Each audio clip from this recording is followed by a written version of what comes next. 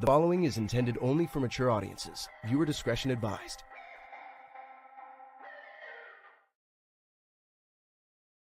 The following is intended only for mature audiences. Viewer discretion advised.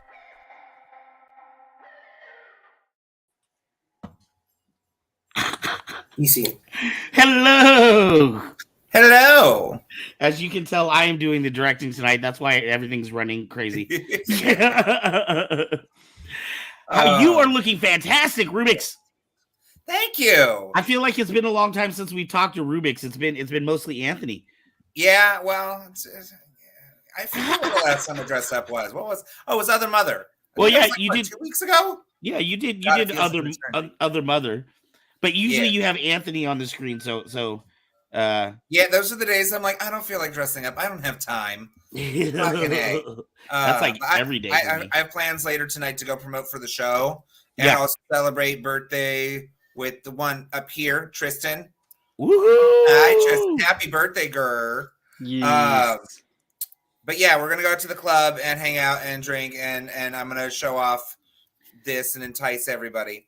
I didn't even plan on doing this character initially. I was going to do just like a Mother Nature look. Right. So I have an easy, like, put on a hat and a bodysuit and called it a day. And I said, you know what? Fuck that. I haven't done Poison Ivy in like 7-8 years. So it's time. It's time. I threw the hair and the costume together all last night. I stayed up till 4 a.m. and then knocked out on ZQL. It was amazing. Man, you look absolutely fantastic. In fact, we're going to be doing an event here in Sassoon on May 7th for Free Comic Book Day at Waterfront Comics, and we're gonna be having a costume contest. You need to come out here and maybe win yourself another lightsaber. Is that on Mother's Day weekend? It's on yes, it's May 7th. I think Mother's Day is the weekend after. I'll have to double check. I know work's really crazy right now. They're starting to get all sorts of busy. Like we have like mandatory work days now that they all sent out in an email. I don't even know if I can go to DragCon. No, I was supposed to, but I don't think I can now. We also lost our GM. He passed away the other day from a heart attack. Oh. So the company's really in a tizzy because now this huge member is gone. And now they're not sure who's going to like fill his position, and it ain't going to be me. Right. Well, hey, I want to let you know is just so you know, maybe it'll make your night a little better. Mezo's over here. JD says you look fabulous, Rubik's, and just to let you know, Mezo is actually our brand new director for Kyber K Productions.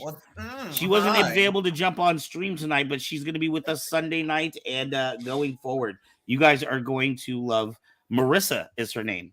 So that is our new director. She will be the new Ezra. For some of you that may have noticed, Ezra is not with us right now. He took a different job and is not with Kyber Cave anymore. So we wish Ezra the best of. Oh, what's up? I still love you guys. He's right there. I didn't even know he was in the house.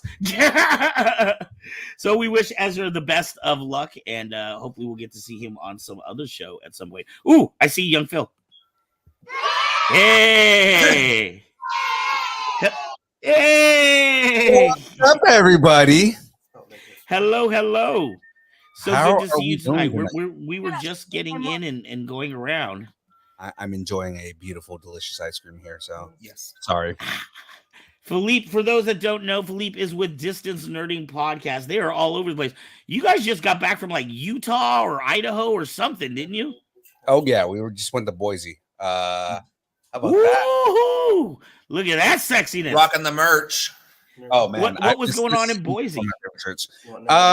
So we went to Gem State Comic Con. Gem State Comic Con it's one of the few Comic Cons that happens in Boise, Idaho. Right. We work with Colossus Girl Entertainment, and they had us go out there and interview a bunch of celebrities. So that was. And how was it? Oh, it was a blast, man. We had so much fun. We met good celebrities. We had good, connection with a lot of the fans out there. It was fun, man. It was really good. Wow. Anybody that you guys are going to be bringing back to the show? Judgment. Oh yeah. In a couple weeks, Jackie Lastra is going to be on the show. She's a voiceover actress. And she's been in a bunch of anime and stuff like that. So I mean, she's been in a lot of stuff that people have probably heard of. Like she was in One Punch Man. She was in, yeah, I know, right? She's in Demon Slayer. She was in the big one right now. Like a lot of the fans that were there were to see her because she was just in what is it? Let me know what my TikTok is so I can tell people. Okay. Whole conversation happening there. Yeah, I was like, what's going on? Hey, really quick, while we got a little break here. Eliza, welcome back home from Disneyland. Her and her son, her son was, I think, awarded this trip. He deals with some medical conditions, so this was his chance to go out to Disneyland and have a grand old time. So we are happy that they are home safe. And Pierce Davis. Pierce actually is a friend of my kid. They play Elden Scroll? Elden Ring. I'm so out of it, dude. They play Elden Ring, and so he actually won a saber on our show like a month back or so. So what's up, Pierce? So hey, and we also have Same one was asked about our new friend too. Yes, we have two newer friends here. Let's bring up some. Are you okay? Tristan! Yes, what's up? What's going on? Tristan is a real human being. Tristan is not a robot. Beep, beep, boop, boop, bop. No, I'm good. How are you doing tonight? You look fantastic as well. Not quite as good as Rubik's, fabulous as an anime character. You're all sparkly and shit. Yes. Debatable. Yes. I don't know about that. Well, we want to welcome you to the show, Tristan. Thank you for being here with us tonight. Yes. Do you have anything that people might know you from? Do you do any gaming or any Twitch streaming or YouTubes, or do you just sparkle? I have a YouTube channel that I've made a couple YouTube videos, but the last YouTube videos I made a couple years ago, so it's kind of like a dead YouTube channel. I used to stream a while back ago, never really got any viewers, but I might be getting back into that with this, so Woo-hoo. There you go. Woohoo! Wonderful. Well, we are happy to have you. When he just started performing with us at my show too. Yeah, wasn't that your first time at that show at Slay House, right? Yes, that was my debut. How was it? How did that go?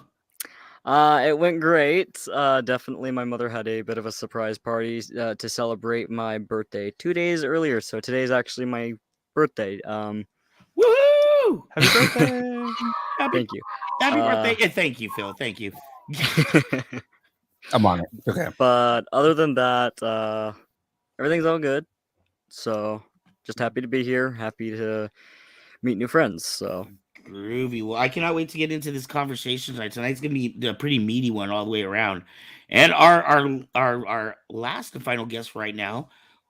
Hey, there he is, Mr. Force Effects. How are you doing, my friend? Doing really well, and thank you for having me. For those of you that do not know Force, he is an absolute premier sound font maker. He makes a lot. You probably have heard his work. If you own a saber, you probably heard it, but didn't even know it was him. Hello there. Hello there. Force actually runs his own show. Tell people about your show. Yeah, every couple of weeks in Saberland, I run a little thing called The Usual Suspects. It's just a group of Saber fans and Saber servicemen in our Saber community. We just have a really good time and hang out and talk about fonts and these and upcoming things we're all geeking out about, like the Kenobi show. Yeah, everybody's excited for the Kenobi show. No doubt. Hello there. Hello there. As a matter of fact, for the very first time in my entire life, I'm going to be cosplaying at MegaCon Orlando. I've never cosplayed because I've always been conscious about my weight and everything, and I lost like 60 pounds, so I got a really sick Kenobi cosplay. Yeah. So give me 1 second. I'll fun enough. The go ahead and first run your show show, that but we're doing in May happens to land on the 4th, so it's going to be a May the 4th be with you theme. Oh wow, we are going to be in Fremont Park in Sacramento on May 4th. So we're going to be up your way there, Philippe. Oh yeah. Yeah, we're going to be. There's Okay. supposed to be a huge saber battle put on by Sunshine Creations Productions. Oh man. Hey, Lovely. Is that it? Is that Hello, it? Episode Ben. 1? 3. Episode. Ooh, you got the saber everybody wants. Oh, General that thing is gorgeous, dude. That thing is going to be so in demand here in about a week. You're not going to be able to find Well, it I'm anywhere. using mine at my show. That's for damn sure. Oh care my if god, you look fantastic. You got the Appreciate it. force. I Definitely worked got the force. so hard to get all this weight off. My God, it sucked. Well, you So look much absolutely fasting. fantastic. I don't know. Well, I don't know how much. I think you talked about it online, but you've for those that don't know, my good friend Aaron here has been dealing with health issues, and which caused him to lose all this weight. But the journey that this man has been on and the dedication that he has had to sticking to his plan has been absolutely amazing. I want to be Aaron when I grow up. I appreciate it. I'm You not don't sure if want I my ever pain. will grow up though. What is that? Oh wow. You can't grow up. I We're mean, as Toys long R Us as you're a kids. kid at Ooh. heart, I think that's all that Yay. really matters. Around here. I don't want to grow up. I'm a Toys R Us kid. Look what Ezra just got. Oh, sweet. Oh. Hold up. Is there a VTuber on? Yes. Yes. I'm not a V. I'm not a VTuber. Well, you're still in virtual reality, bitch. It's in virtual reality. It's a model, not a freaking 2D to 3D. Never mind. It's not a VTuber model. Just blah. All right. So hey, how about we get into our fun little topic for tonight? Let's do it. Our first one tonight is called Florida Man versus Disneyland, and we happen to have somebody from Florida in the house. Yay! Hold on. I got something for this. Uh-oh. Oop, wrong one. No, that was the right one. And then to go back because I messed up. Also correct. Fail. Epic fail. That was the one. All right. So, for those of you that may have been that may follow Disney, I personally have been following Disney just in general, just their business in general, in their parks and stuff. My son and I were talking about taking a trip to Disney parks in Paris, but it just seems like Disney is becoming more and more of an elite place. They don't want normal people like me in their parks anymore. They want people that have a lot of money to come into their parks. And, I feel like we're kind of getting priced out. But along with that, they are getting themselves in some trouble with shareholders as well.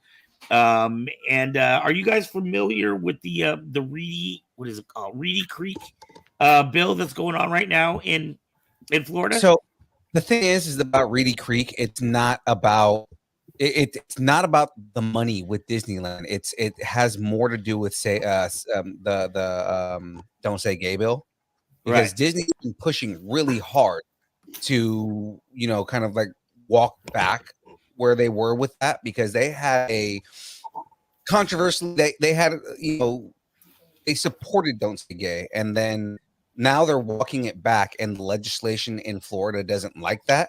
So they're like, Right. okay, how do we hit back at Disney? Let's take back their tax exempt status. Let's take back their the way that they go about the taxes that they pay and everything like that. Like their whole thing is, how do we hit Disney in a way where it impacts them back to doing what we want them to do? Right. So it's kind of a battle between the legislation and Disney, it sounds like. Mm-hmm. Well, I find that interesting because doesn't Disney have more money than God? It really is like a higher tax thing gonna really hurt the brand. Did they just well, no, I don't know if they released No Way Home or whatever, but No, that's after the Sony acquiring like every single thing, I mean they're like what, 2 companies shy of a monopoly and they're done? Like what? Right, the global domination is well on its way for Disney. No, but I know with this. Okay, so what was interesting? I guess this bill, and I want to say it's called Reedy Creek, but it came out in the 50s when they were proposing building Disneyland or Disney World, and basically what it does is it gives Disney the authority to be almost like its own little county, right? So right, it's their district, right? So their taxing district. It's the same how when you hear about like gerrymandering and everything like that, the district that Disney sits in is called Reedy Creek Development. Okay. Okay. So my understanding is currently Disney, because they have the special arrangement, if they want to make a new building, they just put up a building. If they want to make a new street in their park, they just build a new street. They have to have their own fire departments, they have to have their own police.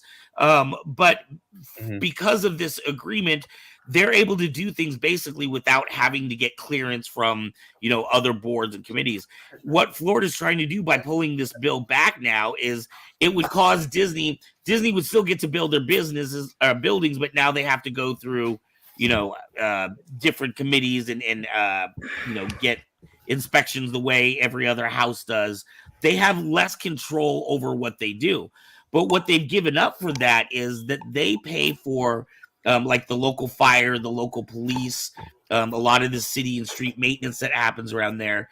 So if this bill reverts back, all those taxpayers are now going to be responsible for this huge bill that Disney essentially paid for willingly. Right. I mean, yeah, it becomes like a whole public thing. And now, I mean, that's the whole thing, is that Disney pays for everything within Reedy Creek. Right. They make enough money, they should be able to do that. But I mean, that's the whole thing, is they maintain everything themselves. And that's going to become a taxpayer thing now. That's going to be the taxpayers in Florida are going to have to basically front that bill now. Hey, Right. Phoenix is backstage trying to get in with us. You know that, right? No, I didn't see it. Sorry. No, I didn't see it at the bottom. Oh, what's up, Phoenix? Okay, now I'm in a chair that's not broken. Hey, what's up, Phoenix? We've got two from Distance Nerding that they're starting to gang up on us.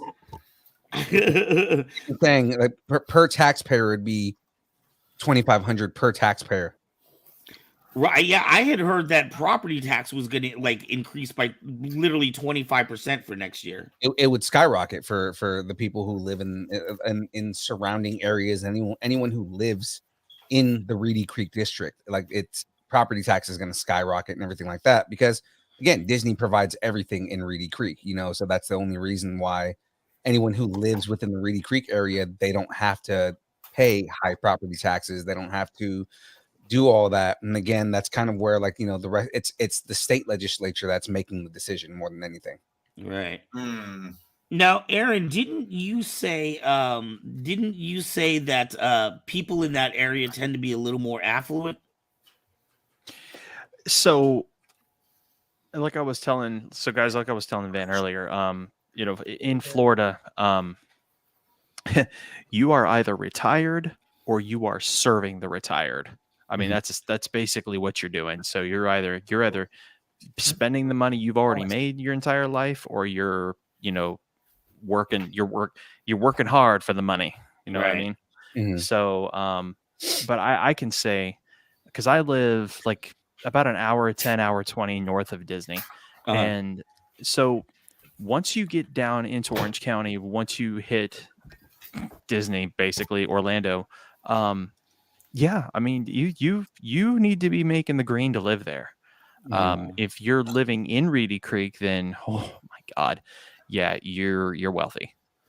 Wow. There's just no other way to put it. So we can't raise taxes on the wealthy. Whatever would they do? Well, funny you mention that. I'll tell you exactly what they'll do. So if this comes to fruition, more than likely they're not going to leave Florida. Mm-hmm. They will vacate. They will either head south or they will head further north into my area. And then, of course, and this just happened last year, they'll start buying up property here and flip it. So then, all the prices go up everywhere. Then a house that would typically cost anywhere between 62. Well, a house that would typically cost between 62 and 140 would then start at 195 up to 300,000. Yeah. So yeah, it screws us all the way around. And there's oh God, another, should I move to Florida because like I was going to say we don't even have houses here, that start at $60,000. $400,000. Yeah, California is already expensive as it is. yeah, but I mean, the other possibility is a lot of these people who have a crap ton of money are going to start putting a lot of that money, you know, in the Caymans and all these places where they have these tax havens where they can just save more and more money. I mean, my issue, bingo. yeah, I mean, you know, I've agreed with Van in the past on this and things like that on there. I'm not necessarily I'm not necessarily a liberal, but the way I see it is the more money is not in rotation in this country, the more desperation that there is, the more you have you have these issues where, you know, poor people are getting poorer, rich people are getting richer, you know, that whole thing like that. And the more money you give rich people, the more they hoard it. So I mean, it's not going back into rotation. I worked for Amazon, you know, so when people say like, oh yeah, like trickle down economics, you give Amazon more trickle money. down economics has never worked. It never will. It's a It lie. It's never worked, and that's the whole thing. Is that the concept is you give rich people more money, they invest it back into their businesses or they invest it back into the economy, and they don't. They hoard more of it and they keep more money, you know, and to themselves. So then you start having more of these, you know, Jeff Bezos making dick rockets. You know what I mean? Like stuff like that. Right. Hi, Bill. Right. Well, does anybody else have thoughts on this? Phoenix? Oh, Are you mute? Are you on mute? I think at this point it would be a lot more beneficial for people to just end up buying property or land. Yeah. Because at this point it's just a lot cheaper to more or less build your own home from scratch, because there's such materials as just like buying clay and then building shit like Well, okay. sculpting so your on own that- home. On that note, can I just interject? What we're having happen here in California, it's actually become a big deal too. Houses were selling like hotcakes, where like people are putting $45,000, $50,000 over asking price with no inspections on a fucking hovel from the 40s. And then it turned out that it was Zillow. Zillow was the one going around buying out these houses so fast that caused people to panic and then start throwing just ridiculous offers down on shacks. We were in the housing market recently trying to look around because we're trying to buy a house right now, which is terrible. But well, I mean, the sad truth is we both have credit scores that are good. I had like $20,000 saved up for down payment. First time buyer program. I should be able to find something and legit everything bought up within 3 days. They have cash for it. And it's either one of these big companies like Zip, which is using that to drive up the prices and try to turn around and flip them, which they got caught for. So there's a huge lawsuit going on with that. Or They did it here what in it's Florida doing too. is it's causing people from like the Bay Area or like down south to come up to these areas and be like, I'm going to buy up all this property and then turn around and rent it. And that's my fucking income.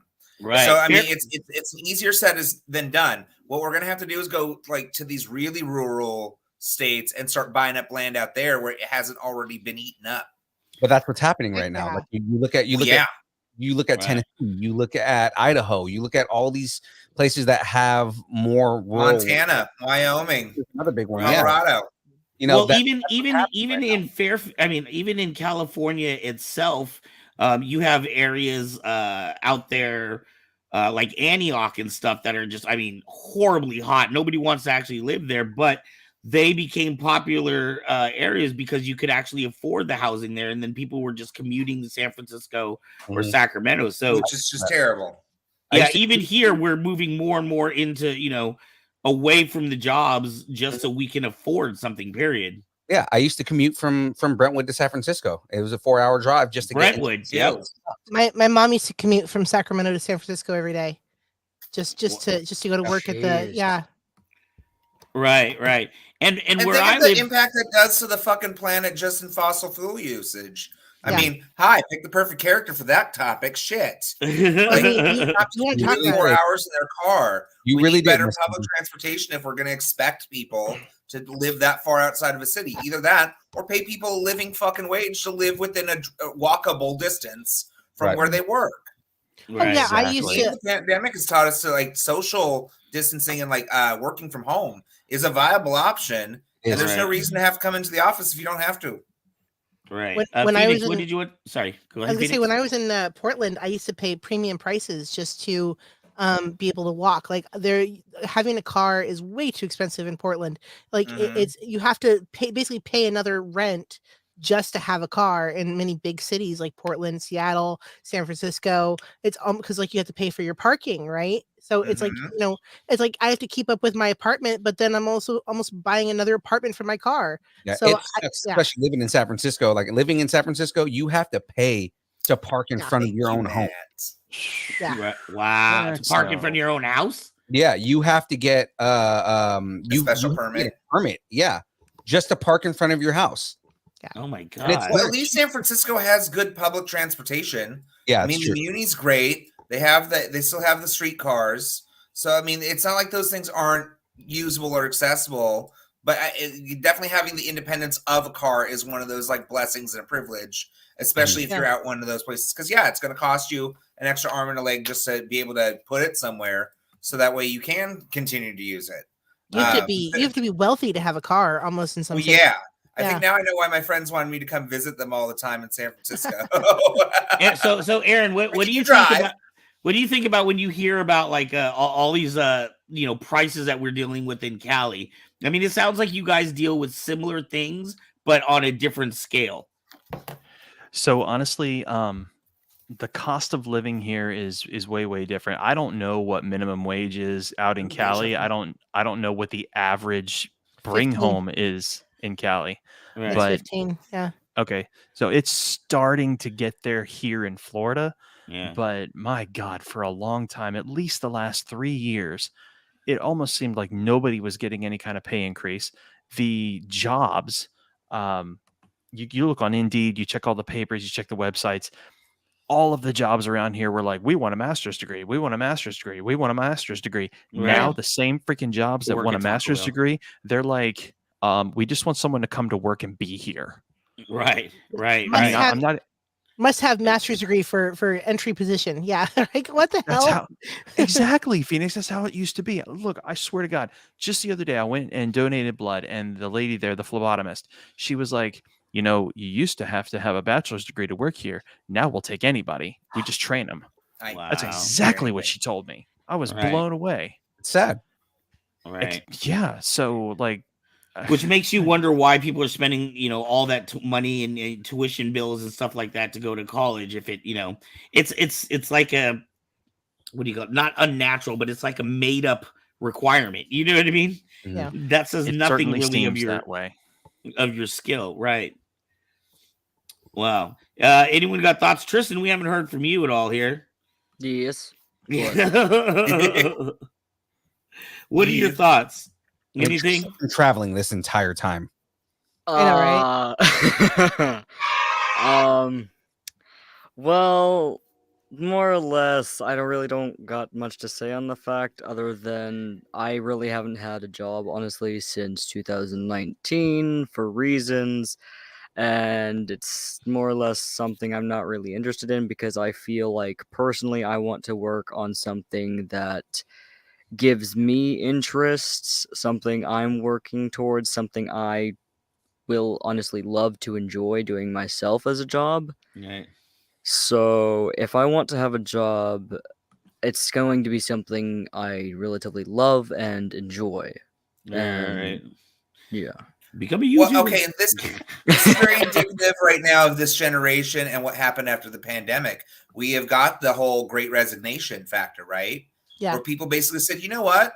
None of you are fucking paying us a living wage. None of you are giving us health coverage. None of you are doing anything but giving us the bare minimum that we can scrape by, check to check, having 2, maybe 3 jobs. So fuck it. Fuck it. We're just going to tell you, fuck you. We're not going to go to work because we don't have good jobs. And all of this stems from, again, the trickle-down economics don't work. giving continued wealth and letting the ultra rich just hoard all that wealth. Not okay. Before we had Reagan, we did have a whole setup system. Like the best times in America as far as economics were concerned were probably the 50s and the 60s and 70s. And that was all because they were taxing people at a rate of like 70% or more in that bracket. Right. Exactly. Jeff Bezos, like you could literally take 2/3 of his money away and he's still gonna be richer than pretty much anybody else. Right. I don't get why we just can't. You look at where they're trying to go with the tax system, and you see where like a lot of the far right gets pissed off about like, you know, where taxing is going. And the thing is that the amount of money or the brackets that they want to tax and the amount of money that they want to tax, these rich people will never even see it. Well, yeah. Right. They're never going to spend this money. What was the proposal? It was anything over $500,000 they taxed 1%. Right? You're not going to see that, and it was every dollar over 500,000. You're not going to spend $500,000 in a lifetime. Yeah. So why is it? But I mean, a house. Buy a house, but just drop it. Just pay for a house. 500 million. Yeah, you're never going to No, spend it was more than that. 500. If you made $500,000 a year. Oh yeah. Not. You couldn't justify to me what you're spending that money on. Yeah, I was gonna say $500,000 a year. Like if you're making over $500,000 a year, every dollar over 500,000 was taxed 1%, right? That's the proposal that they put out. That would pay for everything in this country, and that's not even close to what it used to be. Right. They're still super rich. It's just they're greedy. Right. And it really comes down to empathy versus, you know, what's sociopathy? Like, are you a sociopath or are you an empathetic person? I'm glitching out. You're not glitching out. Okay. I think you are, Anthony. Wah wah wah. Wah wah wah.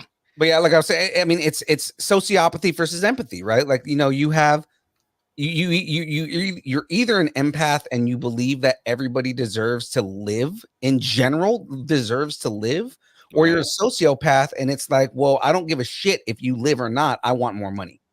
Right. Well, let's be real. People who make that kind of money don't give a shit about others anyway. Right, because their whole entire like reason for living is stepping on everybody to make more money. Right. Oh, who do we? Oh, we just lost. We lost Rubik's. we lost Rubik's.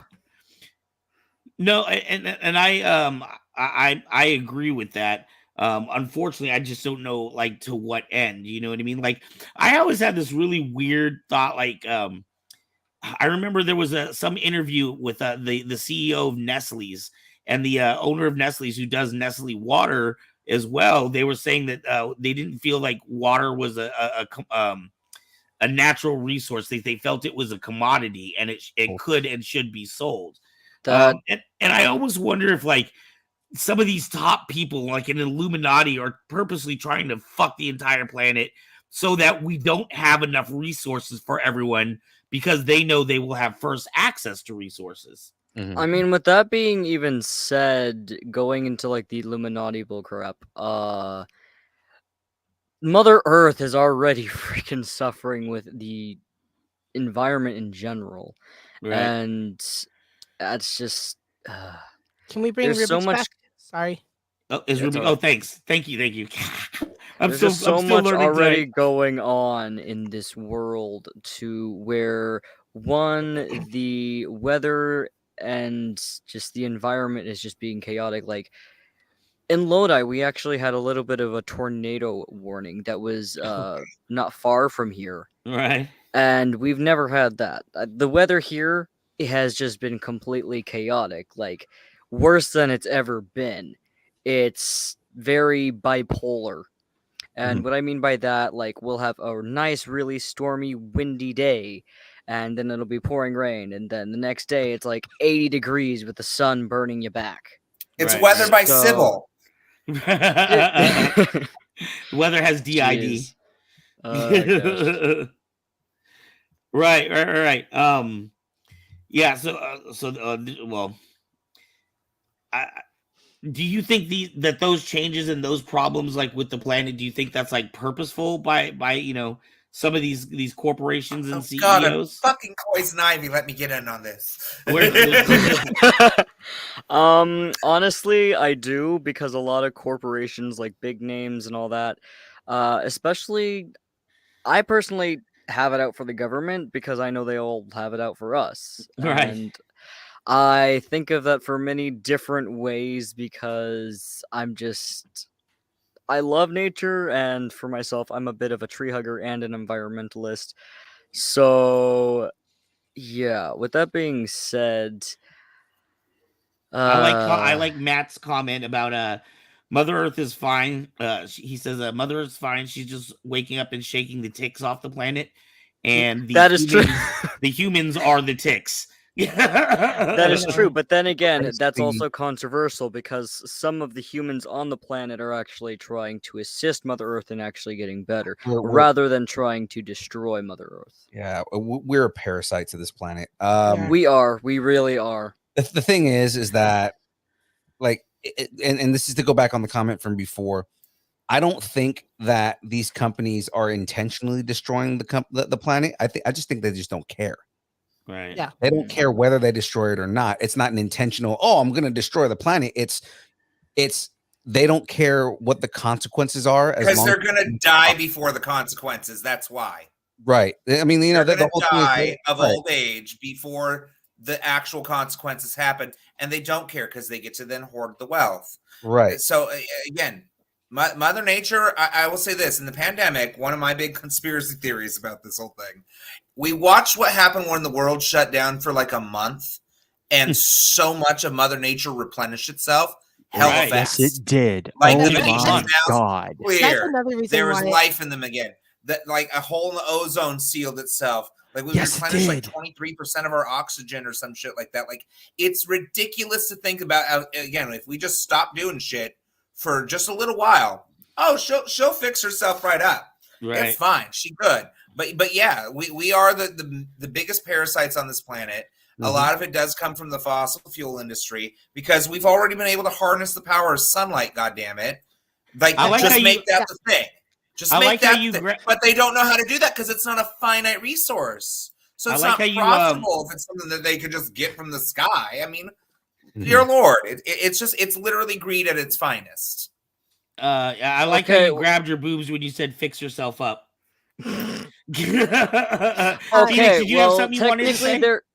there are already weather systems to where they Ooh, I just went full manipulate screen for the first lasers. time ever, and it's amazing. And basically, Sorry. the lasers they have created for like the weather systems to be able to manipulate it, there are a lot of clouds per se that are not naturally made. It's like if you've actually ever seen some of the clouds that look like there are ripple effects, those are more or less probably another reason why the Earth is kind of in a chaotic state of to where it is right now with the weather. Right. Because a lot of like the clouds, if you see sometimes they're basically referring in to a way like the Matrix. So Yeah, I you're literally, referring to cloud seeding, right? huh? You're referring to cloud seeding, right? Yeah, I've heard of cloud Um, seeding.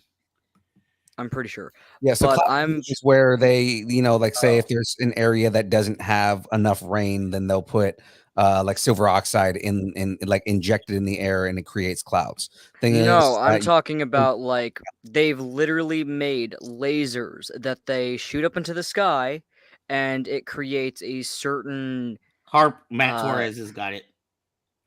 yeah. Yeah, and I know that I think they had one like in Alaska that they were testing, but they were literally able to manipulate the weather patterns in that area. They're doing some crazy shit, man. Well, it's not just that. It's just the government has hidden so much crap from us that we're just completely unaware of, and it's just crazy. So I mean, hate the government. I do. when you go back to legislation and we talk about how we have these old men making legislation for whether or not we could do things for the environment, and then it's like, wait a minute, he's going to be dead next week, and I have to be here for another 60 years.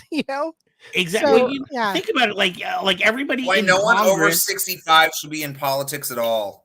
Yeah. everybody in Congress and all these Sorry, is that CEOs ageist?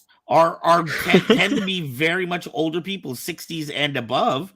I mean, it makes sense that they're like, you know what, woohoo, let's just ride it till we die. They don't have much longer.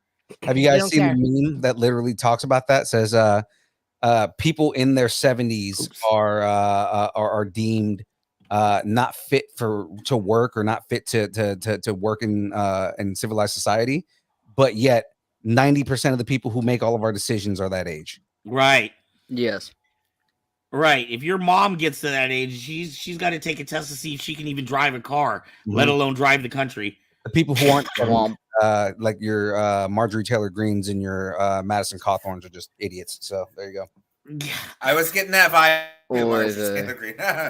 Marjorie She's Taylor kind of Greene like the new Sarah shit. Palin, isn't she? No, Just shit she's falls worse out of than her mouth. Sarah I go, what the fuck? Yeah, she's worse than Sarah. So, of course, this is very, very typical for Kyber Cave After Dark. But you may remember that the original discussion, we were talking about Disneyland versus the state of Florida. Right. That was Disneyland. Now it's Mother Nature. Yeah. But we were talking about tax havens, so I mean, we've kind of been still around the whole True. thing. Yeah. You know, It evolved. Right. And then we got into weather. What a 180 situation. I'm gonna yeet myself. Yoink. So do you feel like a corporation like Disney, right? I mean, they have so much money, so much power and influence, and yes, they are able, for the people in this county, they are able to help everybody in this county by, making it so that they don't have to pay as much in taxes. Should corporations have this much power? Is it no big deal? Or do you think Disney is like overstepping its bounds? And this was a contract that was set up in the 50s. mm-hmm. Well, he already said that entire neighborhood's already wealthy, so why the fuck do they need to do anything for them? At the same time, if the legislation's trying to do like we gotcha by the short hairs on this thing to Disney because they don't support them on their current bill, like what the fuck is that point trying to prove either?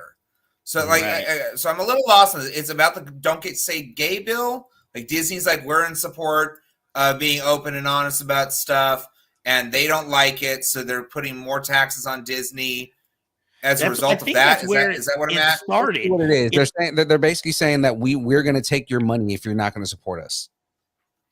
Well, I mean, let them take their fucking money then. Disney has more than enough. And if that makes it harder for the people who are already extra wealthy because they don't have the fire department funded by Disney, then oh no, they're going to have to pay more fucking property taxes. Like, I still don't get, again, what the crux of, like, where this has to fall into the legislation. So what I think is going to happen, and again, it comes back down to that ripple effect we've been talking about, cause and effect.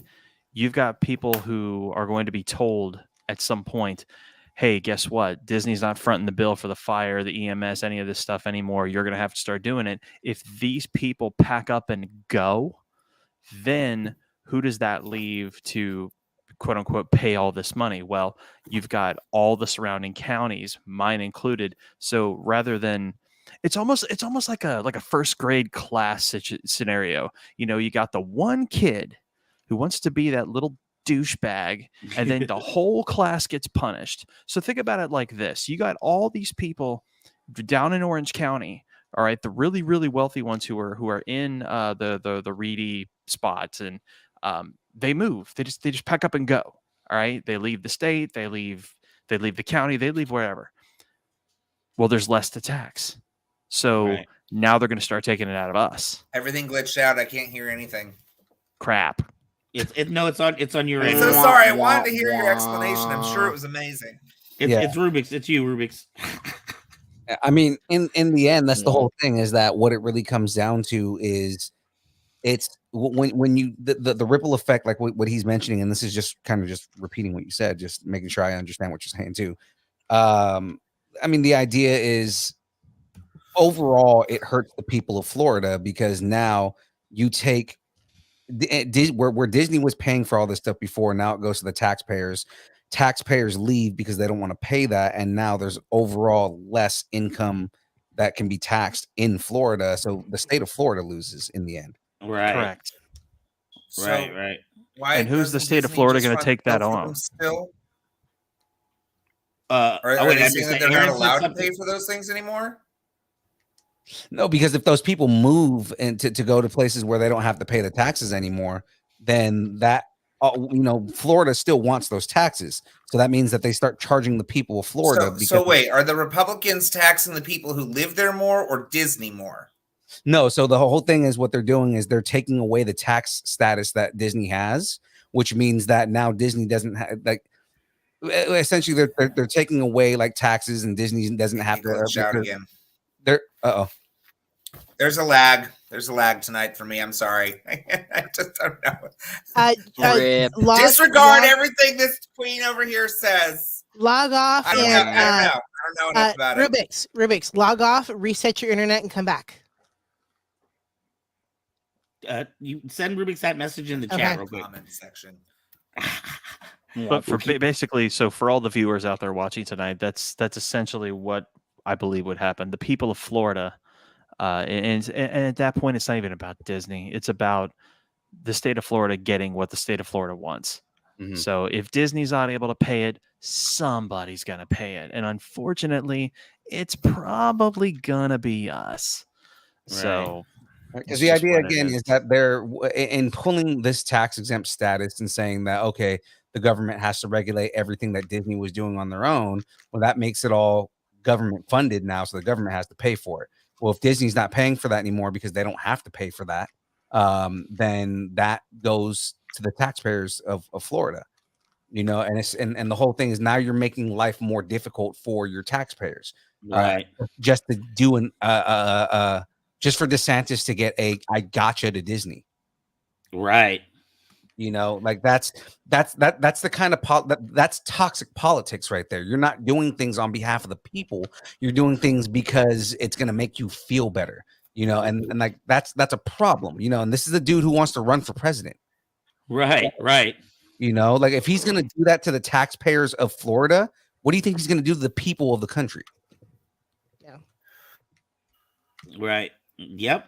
It is only a precursor of what is to come. Mm-hmm. Well, I know that history repeats itself, right? Mm-hmm. Do you think companies eventually like it's this going to get to a tipping point with the ultra rich, where the poor people are like, well, no, we're just going to rise up and take your money. There's going to be a revolt going to happen. So it's French Revolution. Interesting point. And let them eat cake. Hey, I wanted to ask everybody like a stupidly meaty question, and this is like almost controversial. But Van, I hope you're cool if I ask this. No, okay. Okay, so earlier on we were talking about work, jobs, right? Yes. So I want everybody's opinion on the social media aspect. Do you think it is fair for an 18-year-old to 21-year-old to go on YouTube, make an account, show their ass in public, get millions and millions of views, millions and millions of subscribers, and boom, they're Markiplier, they're making millions and millions of dollars, and now they're super rich, and they did it overnight. And then you've got guys who've been working 20, 30 years, scrimping and saving, doing the very best they can. They've worked their whole lives, and they don't make a fraction as much. Do you think it's fair, yes or no? Yes. Wow. Does anyone want to jump in on that? I'm not gonna be the bud to in between that yes and no option, so I'm gonna stay quiet for now. Yeah. and I can clarify if you want, but I'd love to see what everyone else says first. Yeah. Well, okay. It's a fun debate. It's a fun debate. Mm-hmm. I personally, I don't knock anybody's hustle. You know what I mean? Like, you know what? Maybe, I definitely know there are people that got it a lot better than I do in the looks department. And unfortunately, that's how we are. You know what I mean? We gravitate towards this garbage and bullshit. I often think, we've been putting this show on, or not this show, we've been putting on Saber Rattle. I think this week will be episode 93. And I was like, dude, we bust our ass to put out a good quality program every week. I'm trying to line up good guests that people actually want to hear from, have interesting interviews. And, you know, like I'm struggling to bring people in to watch. Whereas, you know, some idiot playing video games for 5 hours. And I'm not saying everybody that plays video games and streams. I'm not saying that at all. But what I am saying, what I am Bring in the saying, games. I'm gonna get myself shut. But what I am saying is that there are people. Oh, and Phil, you can understand this completely. The work and the content that you have to put, produce and put together for your Wednesday night show is nothing like the work that you put together when you just jump on and stream a session on the video game. Am I correct or am I wrong? It's all different levels of work. You know what I mean? Like we have 3 different shows that have 3 different things that they do. You know, and it's like, okay, well, probably the most production is on my Monday show, right? Because the Monday show, we have celebrities on, we're doing brackets, you know, we are, I'm building the Lego, and that's probably the most expensive because I have to buy all the freaking Lego. But I mean, like, you know, stuff like that, right? Hopefully you just don't step on any of them. That hurts so bad. He loses them all the time. I know. Okay, it's better to lose them than step on them. Right. Oh, But it might be worse if you stood on one. Oh, Wednesday is a lot of work because we have to write the content, right? There's a lot of writing involved. There's a lot of research involved because we report on the news, we report on pop culture rumors, and then we do reviews, you know? So, I mean, like, we have to find time to go watch these shows. Like right now we're doing a Moon Knight review week to week.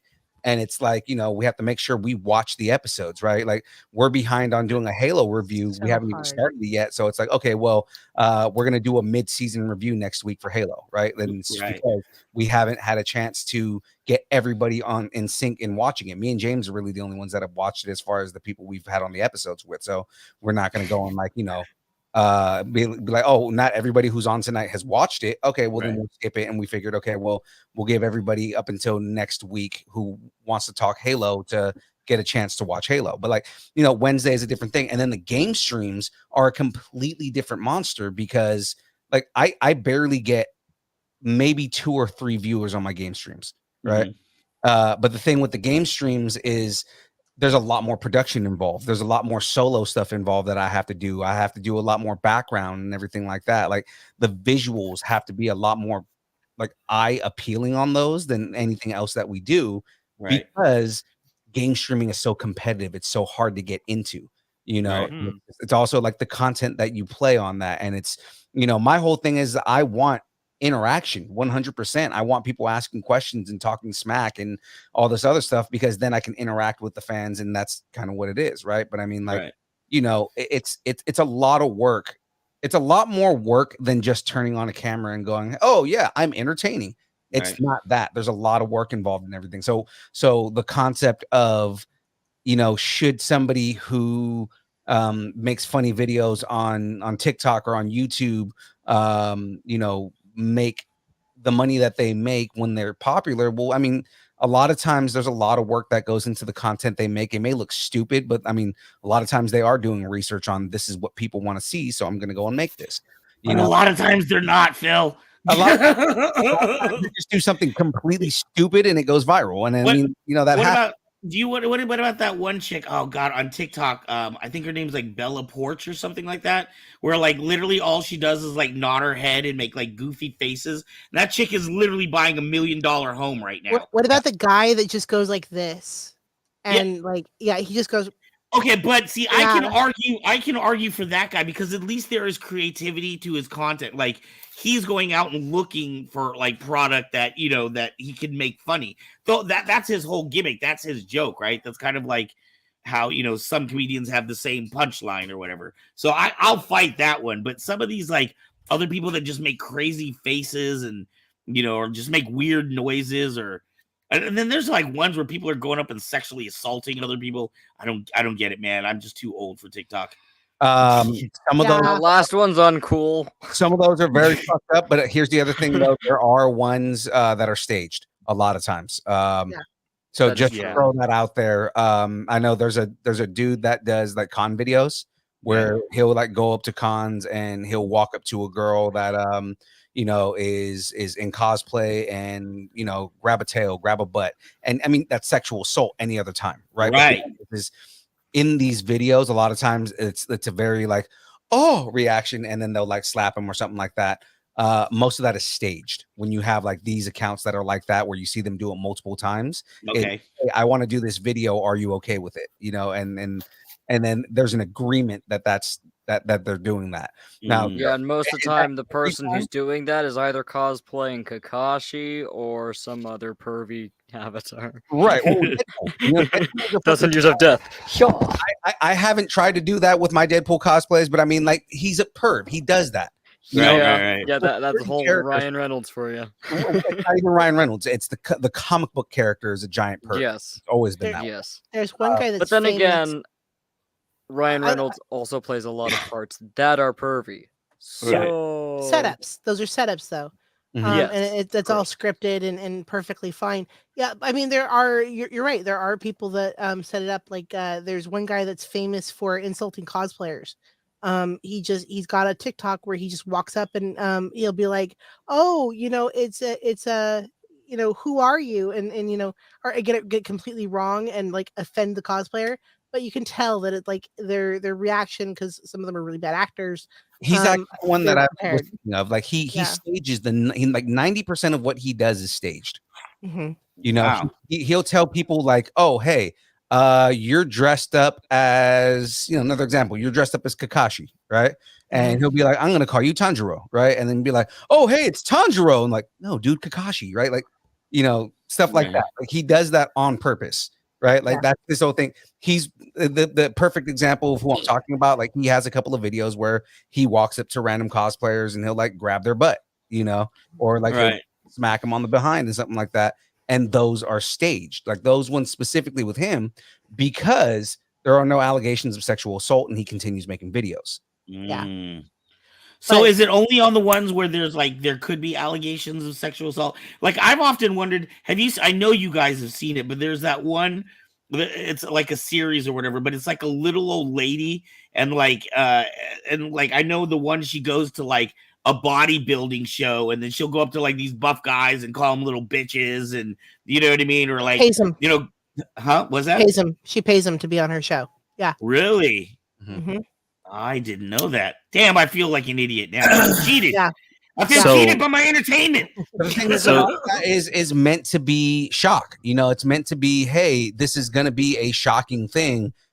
You have to play this up as if it were real, or they'll say, I'm going to say something really, really offensive, and I want your natural reaction. Right. Right.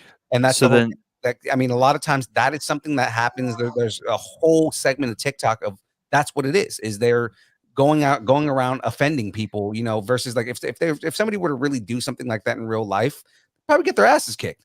Yeah. So I've then seen- back to my original question But then. going back to your original question, actually, I was going to say, So do you think everything that we've just talked about, do you think that is worth $1 million+ dollars? Do you think it's worth $1 million+ dollars? Well, you originally asked, is it fair? Is it Worth it, or is it fair? Are two different questions. Then I'll ask two questions. Is it fair? I get so many yeses and so many nos. And number two, do you believe that content that took that person, whether they wrote a whole script or thought about it at dinner with some buddies and threw it together on the Please camera, let me do say you something. believe that is worth $1 million? Rubik's, we can hear you. We got you now. I was going to say Rubik? counter question on that. Can you hear us, Rubik's? Are you Yeah, locked? we Are hear you it. froze out, Rubik's? There we are. Okay. So on this subject, let me just say, is it fair? I hate to break it to you, but life isn't fair. So I was going to say the drag we don't queen give over a fuck here. about that. Fairness has nothing to do with it. What I'm really talking about here is that you're getting mad at someone for winning the lottery. That's to me what that would equate to. You're mad because someone's thing went viral enough that they got lucky, regardless of how smart or dedicated or interesting or beneficial it is. Fuck it. There's plenty of shit out there that's bad for us that makes billions of dollars. So is it fair? Of course not, but life isn't fair, so whatever. Does it happen? Yes. I don't understand how a free thing that you use suddenly makes you millions of dollars outside of everyone's obvious answer. Oh, well, advertising. Well, great. I've never bought a single fucking product I've ever seen advertise me on YouTube. Still don't know how they're making money on it. Don't know. Just by being But there. on the subject matter of being worth, somebody who's working really, really hard and not getting anything. That's the big crux of what we've been talking about. Americans don't make enough money for their job. We don't have the types of jobs like we did back in the big industrial age, because a lot of those things have become automated. Other things get outsourced to other countries. We don't have a whole lot of things that appreciate the artists and the musicians and those other aspects of like culture that exists in our world, because we don't give value to them. The ultra wealthy get to be a part of it. Most people who are famous singers grew up in a household that probably had like 8 bathrooms and a pool and a fucking private studio. Right. Most of the self-made musicians out there, no, their family had money. Wealth is the big X factor into what we're talking about here, where people who are wealthy have those tools to make themselves wealthy again. And people who work very, very hard, often more than not, get taken advantage of those people in the upper positions, because why not work that same person for the same price 5 times harder than that schlub next to him, because he's willing to do it. Right. So we don't have anything that appreciates the hardworking class. We don't have any legislation in play that benefits companies to compel themselves to give raises, or to have less of a disparity between someone at the top versus someone at the bottom. Someone at the top should not be making upwards of 15,000 times the salary of their lowest employee. That's ridiculous. Because in the 70s, it wasn't like that. In the 70s, it was proportional. It was the CEO of a company, the owner of a company made a certain amount, but then they proportionately gave their workers something that they could live off of, and not a thing anymore. Well, they also used to have pensions, and that's not a thing anymore. We somehow sold the idea that Social Security was better, and that's a fucking lie. It used to be a thing where if you went to college and you graduated and got a good job, you were guaranteed to own a house and have a family and be able to provide. Now that doesn't exist. I went to college. I graduated. I don't own a house, and I'll probably never have a family. So it's sort of like it's ridiculous. And going back to, I'll clarify when I the American dream died about 30 years ago. Yeah, it's true. It died in the early 90s. Yeah, go ahead, Phoenix. And going back to when I initially said yes, whereas I truly believe that what we do on social media, distance learning often makes fun. What's the website that we make fun of, Phil? Oh, OnlyFans. Yeah, OnlyFans. Yeah. People make a lot of money on OnlyFans. It's just pictures of birds' feet. Yeah. If I can make money just showing my feet, I'll do it. Pictures of my friend Bird's feet. They're Hobbit feet. I look like Bilbo Baggins from the ankle down. But I truly believe that it's a 21st version of one of the oldest jobs in the world, where and it wasn't just being a prostitute; it was being entertaining. Many geishas didn't have sex; they were entertainers. They were well known. They traveled around. They did shows. I truly believe that this is a 21st version of that, where you look for your favorite social media or any figure, and you watch them, and you follow them, and you like them. Like it's just like being a bard back in the day. And sometimes it goes to the showing your butt portion of it, where some people want to see their figures naked, but that's not much different than like burlesque dancing, though, right? Yeah. Well, it's not that much different from drag either. I fucking shake my ass for dollar bills. You know what's really funny though? Here's the thing, and Rubik's made a point of this, and this was spot on. And Rubik's, I'm so glad that you said this too, because in all of the time that I've had this conversation with so many people, nobody has ever bothered to say during the debate, well, folks are angry that they didn't hit the lottery, because what you said was pretty much spot on. The viewers have to be there. It's got to go viral. It's got to be shared. It kind of is a lottery. And there are folks out there who get really freaking upset that, my video was funnier than this video. Well, then why aren't I? Where's my check for $1 million? He's boring as shit for me. But he's still one of the biggest names out there. Yeah, I don't absolutely. watch his content, but whatever. It's not meant for me. Right. Yeah, absolutely. I was clowning the the gaming streams and stuff like that. And maybe this is something that Phil can address too, but one of the things that I think is the reason why some of these people or like gaming streams get so popular and get so many viewers is because we've come to a place in society where we're reaching out to more of the world, but we're isolating ourselves more. And in isolating ourselves more, we don't feel like we have as deep as connections. And when you have this gamer that comes into your house for 2 hours every single day, and you're constantly hearing this person's voice, and you know a lot about them, I can imagine it feeling like a friend that you know in your house because you see them all the time. Yeah, and that's the thing about game streaming is it's not about the games that you're playing. It's more about the bond that you're making with your chat and with your fans and with the people who are there. Because I mean, I can tell you specifically right now, there are they're newer fans, but they're 3 regular fans of our show that watch everything we do. And it's because of the interaction. It's because the way we talk to them and everything like that. So like Dan Chibi is one dude that is pretty much in every chat or every show that we do. Same thing with Cam Smith, Cam Smith that we met in Boise. He's in every show and he supports us hard now. Like, we've been a fan for 2 weeks and he'll repost everything that we do and tell his friends, hey, you should go check the show out and things like that. Anytime I repost anything, like he's reposted Kyber Cave a couple times because of the suggestions that I've made. Thank you. Like this dude Cam Smith is like a hardcore fan and I love it and I thank him for it and I always shout him out and things like that because he's the kind of fan that we're trying to attract. Right. Someone that feels on he feels connected with us at a level where we can bond with that person even though he's not there.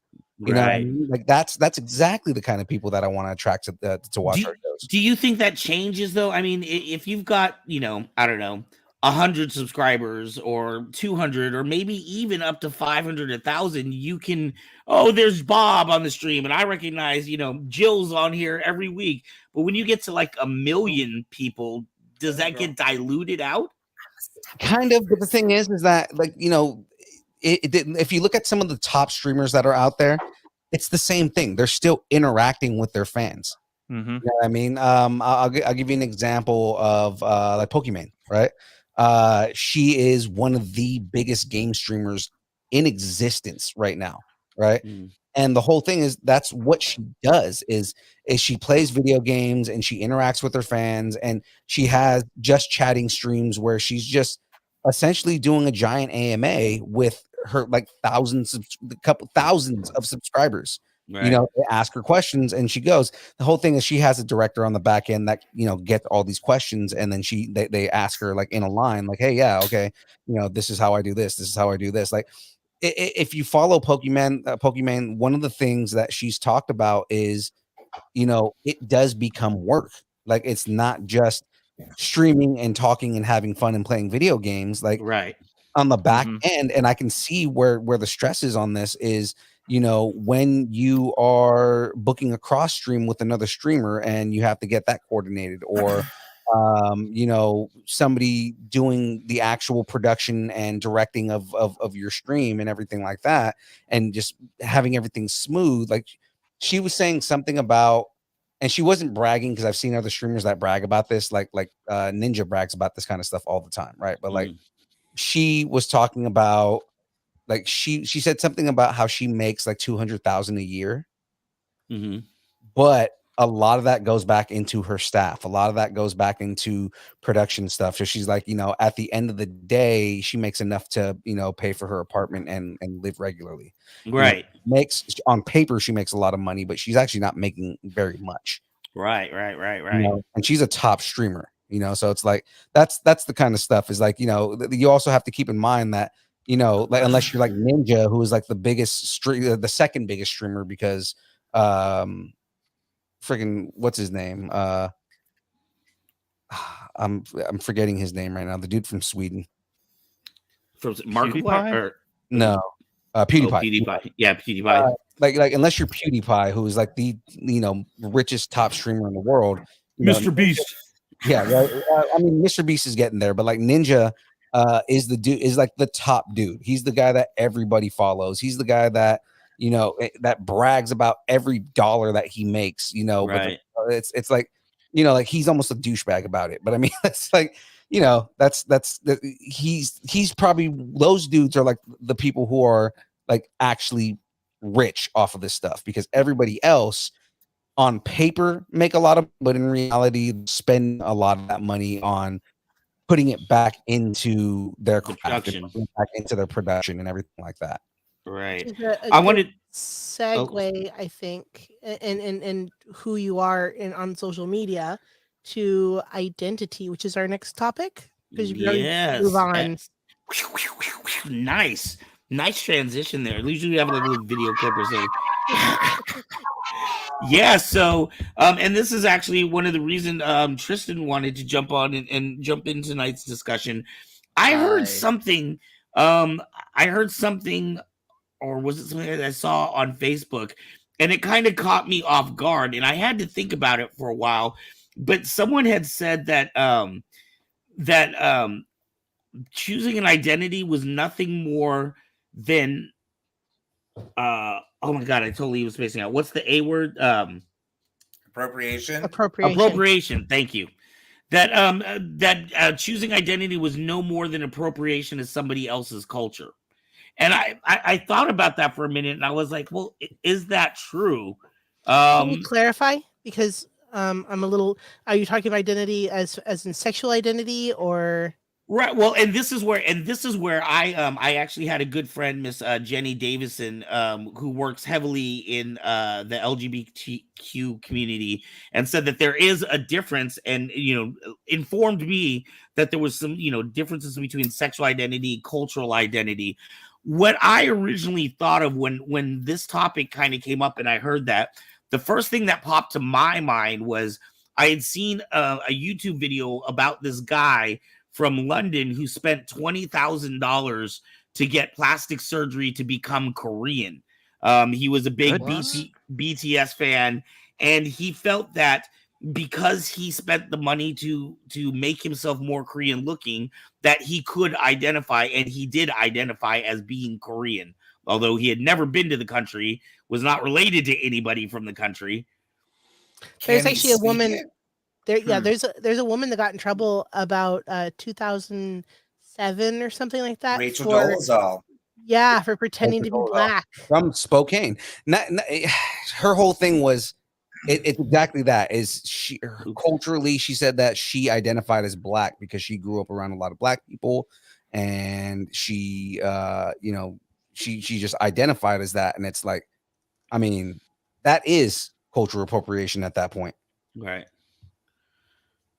Is cultural and sexual appropriation different? So like this is where I was interested in getting Tristan's thoughts. And please, I want to first preface this by saying, at least for myself, please understand that if I ask something that may come off as offensive, it's not from a point of trying to be offensive. No worries. I don't take offense to a lot of shit. So right. It's really hard to offend me. It's just ignorance about, and from my part, about maybe not knowing more. About I wouldn't say it's ignorance, because I'm not going to call you ignorant. Per se, you're just curiosity. So in a way, curiosity killed the cat. Right. Just don't put the cat in the bag. That's all I'm asking. So Tristan, you are a trans person, right? Yes. And how do you feel about that? Do you feel? I mean, as somebody that is trans are you going through medical procedures or anything now, or? I already had top surgery. Okay. Later on, I do plan to have bottom surgery, but that's more or less something that I'm putting on the back burner for now, because I'm still just trying to figure out myself to a point. So with this entire topic, I'd say I'm not entirely sure my own opinion would suffice enough, but I'll definitely chime in, and if you want to ask me anything, feel more than free enough to. Right. I'm wondering if it's different for somebody who is, say, transsexual, because and I don't know if you were transitioning from female to male or male to female. Female to male. Female to male. So you feel like you are a male, correct? Like Yes. inside, like have you always felt that way?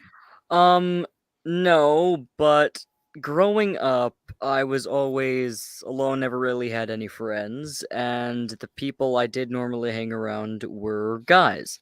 I always tended to get along better with the males rather than females because, well, for reasons, let's just say they were all bitches. Pardon my French. But straight up, Fair, they were fair. all very two-faced. They were all like, At least I'm gonna Phoenix stab you in the back. Yeah, but back when I was in high school, a lot of the people I ever tried to make friends with, even before high school, I tried making friends with chicks. I tried blending in, and there were cliques. I never fit in. I was always by myself. So I got to a point in life to where I ended up getting in my older teens to where I realized I was very uncomfortable even wearing clothes. Oh wow. Per se. I always ended up hating shaving. It's something I just never really liked. So deep down there was art and stuff to where I ended up drawing back when I was a teenager. To where I ended up drawing like that famous, like, I think I'm not sure who it is. Okay, basically like the whole artists that have like the half and half face. It's kind of like I want to say either Van Gogh or Picasso. Picasso. But I'm not Picasso had like the Picasso. really weird faces. Yeah, I like it. Picasso. Yeah, it more or less Picasso. So from my perspective, I kind of went to that and I drew like a whole half face, half feminine, and half masculine. So to a point to where I ended up getting really into art, to where later on in life I kind of ended up drawing art to where it continued to be like that, and the feminine side was crying, and it was really messed up. So to later on in life, I found out I was a lot more comfortable than I got on testosterone, and the fun part about that is, with my voice as it is right now, I can definitely all right, I'll just give you a bit of an example. Okay. Yeah, I can still definitely I use didn't my even voice. have to make you do that. Yes. Yeah, no, you didn't. But I always liked Pikachu. Never really watched Pokemon growing up, but I got a big Pikachu plushie and a small one. But yeah. Right. So So for the anime, yeah. Do you feel like this is part of like your identity, that you have you felt more like, I guess, male throughout your life, and that you're getting closer to being who you are, or do you feel like you're moving into a whole different I guess it's not culture. I guess I'm just kind of more or less a whole different phase in my life is what you're kind of trying to say, I guess. Yeah. Well, currently I'm kind of dealing with the whole drag show with Rubik's. I'm definitely finding a different part of myself that I'm more comfortable with. And that's also kind of embracing a bit of femininity. I can't even speak. A bit of the feminine aspect, but also still identifying as male. So more or less like a non-binary aspect of the entire approach. Like, I still prefer to be having the male pronouns, but I like dressing certain ways. So at this point, I'm non-binary and I'm more or less just gender fluid. I feel you. I feel you. Yeah. What here. a time to be alive, too. I have to say, I'll what a time to be alive, because I've seen a lot of my friends embrace that, where even 10, 20 years ago, that was not a thing. It was a thing, but it wasn't a thing. Like, it wasn't talked about. Yeah, it's completely normal now. Where someone says, I'm a they. I'm not a he, I'm not a she, I'm a they. What a time to be alive, Yeah, for sure. Yeah. I specifically, and this is going to speak to how much older I am than some of our other guests in here. But my one of my good friends, when she was in college, we were in high school together. We had been friends for a long time. Our families knew each other, and I got to see. It wasn't until she got to college that she came out and really started exploring, her sexuality the way she wanted to. And a lot of it was because she didn't want to disappoint her parents, and That happens. right. And That it does. I think it's amazing to be in this time period where that people are more able to be who they are. I'm not saying it's easy by any means, because you still have a lot of like crazy people that ignorant people out there, people that are abusive or whatever. But what I am saying is that people are more open to talking about it nowadays than they were 10, 15, 20 years ago. Yeah, they're more comfortable with it. Yeah, right. Oh, I thought you had your hand up. Sorry. No, I just had it on the mic, but no, I mean, I agree with all this. I can tell you guys, as a reformed conservative, believe it or not, Yeah. He's not kidding. Yeah, as a reformed conservative, my entire outlook on trans and everything like that, it has changed, because I'll tell you, me 10 years ago, I was very I was the worst gay basher and anti-trans person and everything like that, and it was just I had to have my eyes open, and a lot of it was just to realize that people are people, and people are going to feel the way that they feel, and people are going to want to express the self that they feel represents them the most. Like, if you don't feel right in your own skin, then you're going to want to express who you are. And it took a long time for me to realize how stupid my thought process was. Phil, in your case, did that have to, and I'm not trying to put anybody on blast or anything, but was that like how you were brought up, or the environment you grew up in, or did you have friends that were maybe transphobic? Or I am a Hispanic male. In our culture, it's very macho. It's very anti-gay. It really is. And by extension, when you are very anti-gay, you also tend to be very anti-trans. You just are not open to any other thought processes. right. Can we just note that there's like a lot of cultures that are anti-gay and anti-trans? Yeah. And it's like across the board. Like, it's pretty much all of them. Like, I don't know which one was really welcoming other than San Francisco. But okay, so on this subject matter, I will say the thing that I would say that is different from identity versus appropriation. I think with what we're talking about with like the sexual identity versus cultural identity, sexual identity, like or gender identity, transness in its sense, is a lot different from someone modifying themselves with plastic surgery to become a completely different ethnicity.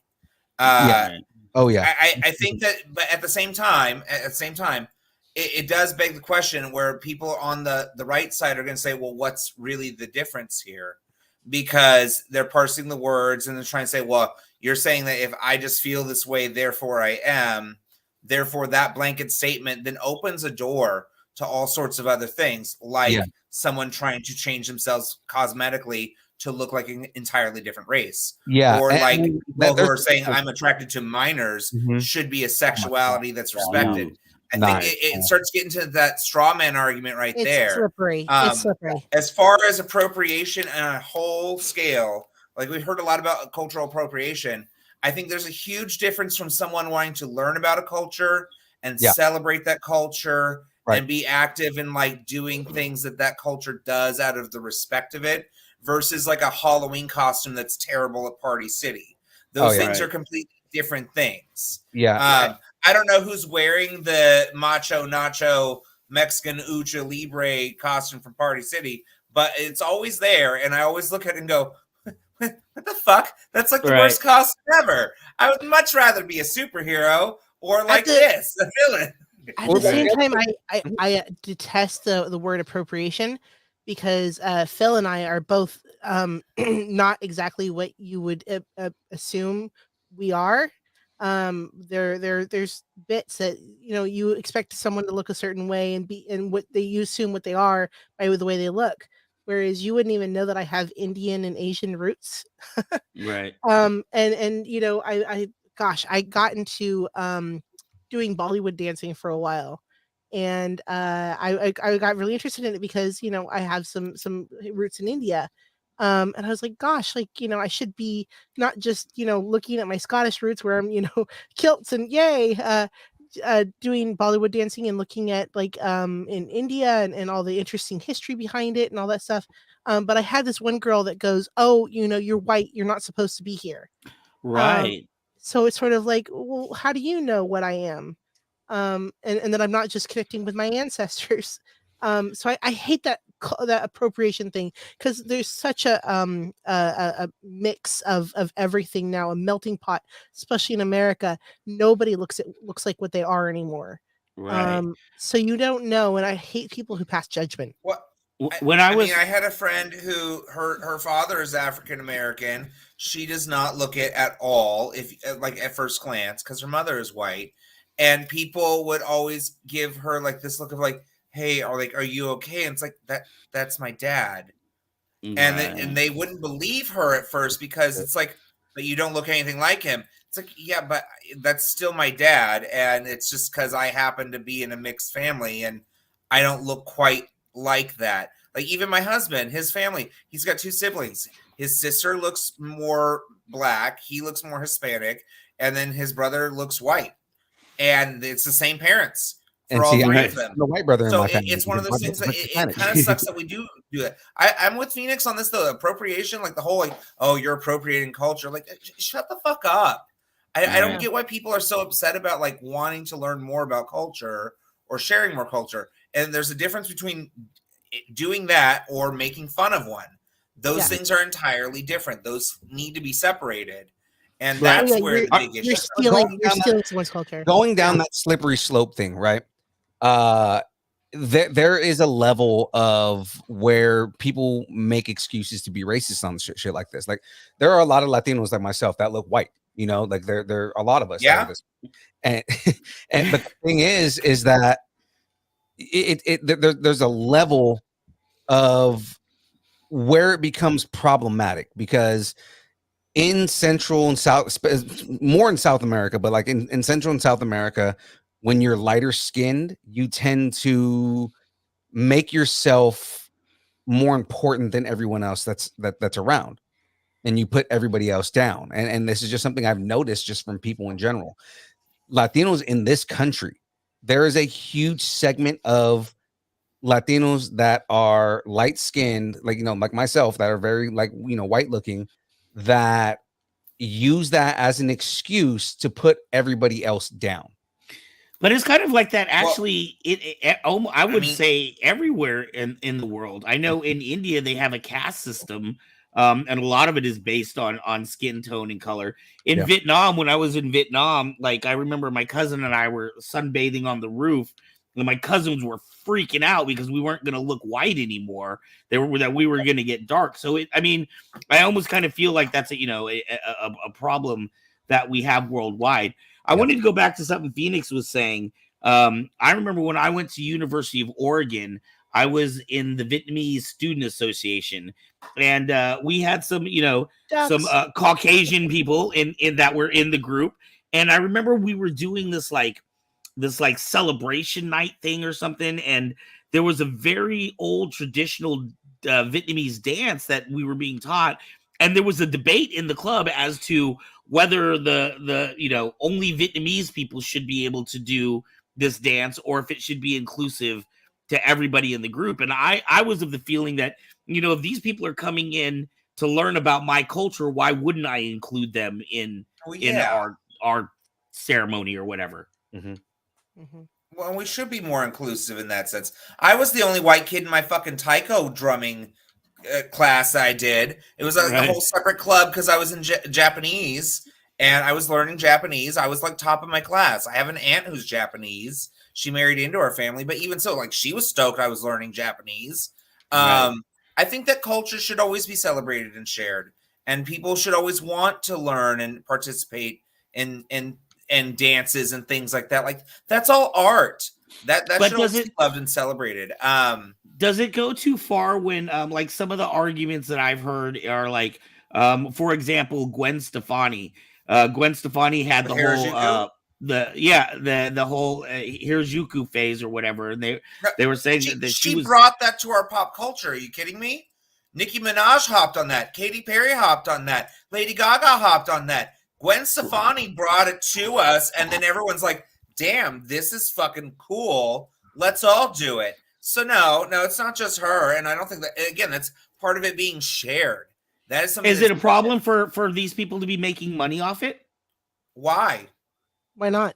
Yeah, why not? I mean, that's like part of the argument about YouTube because someone did it well. Like, it's not hurting anybody. It's sharing something. It's making like, hey, look how cool this is. You don't want to look cool, right? But if I want to belly dance and make money off of it, am I stealing a culture? No, because you're not making fun of it. No, like just if you want to belly dance, fucking belly dance. It's beautiful.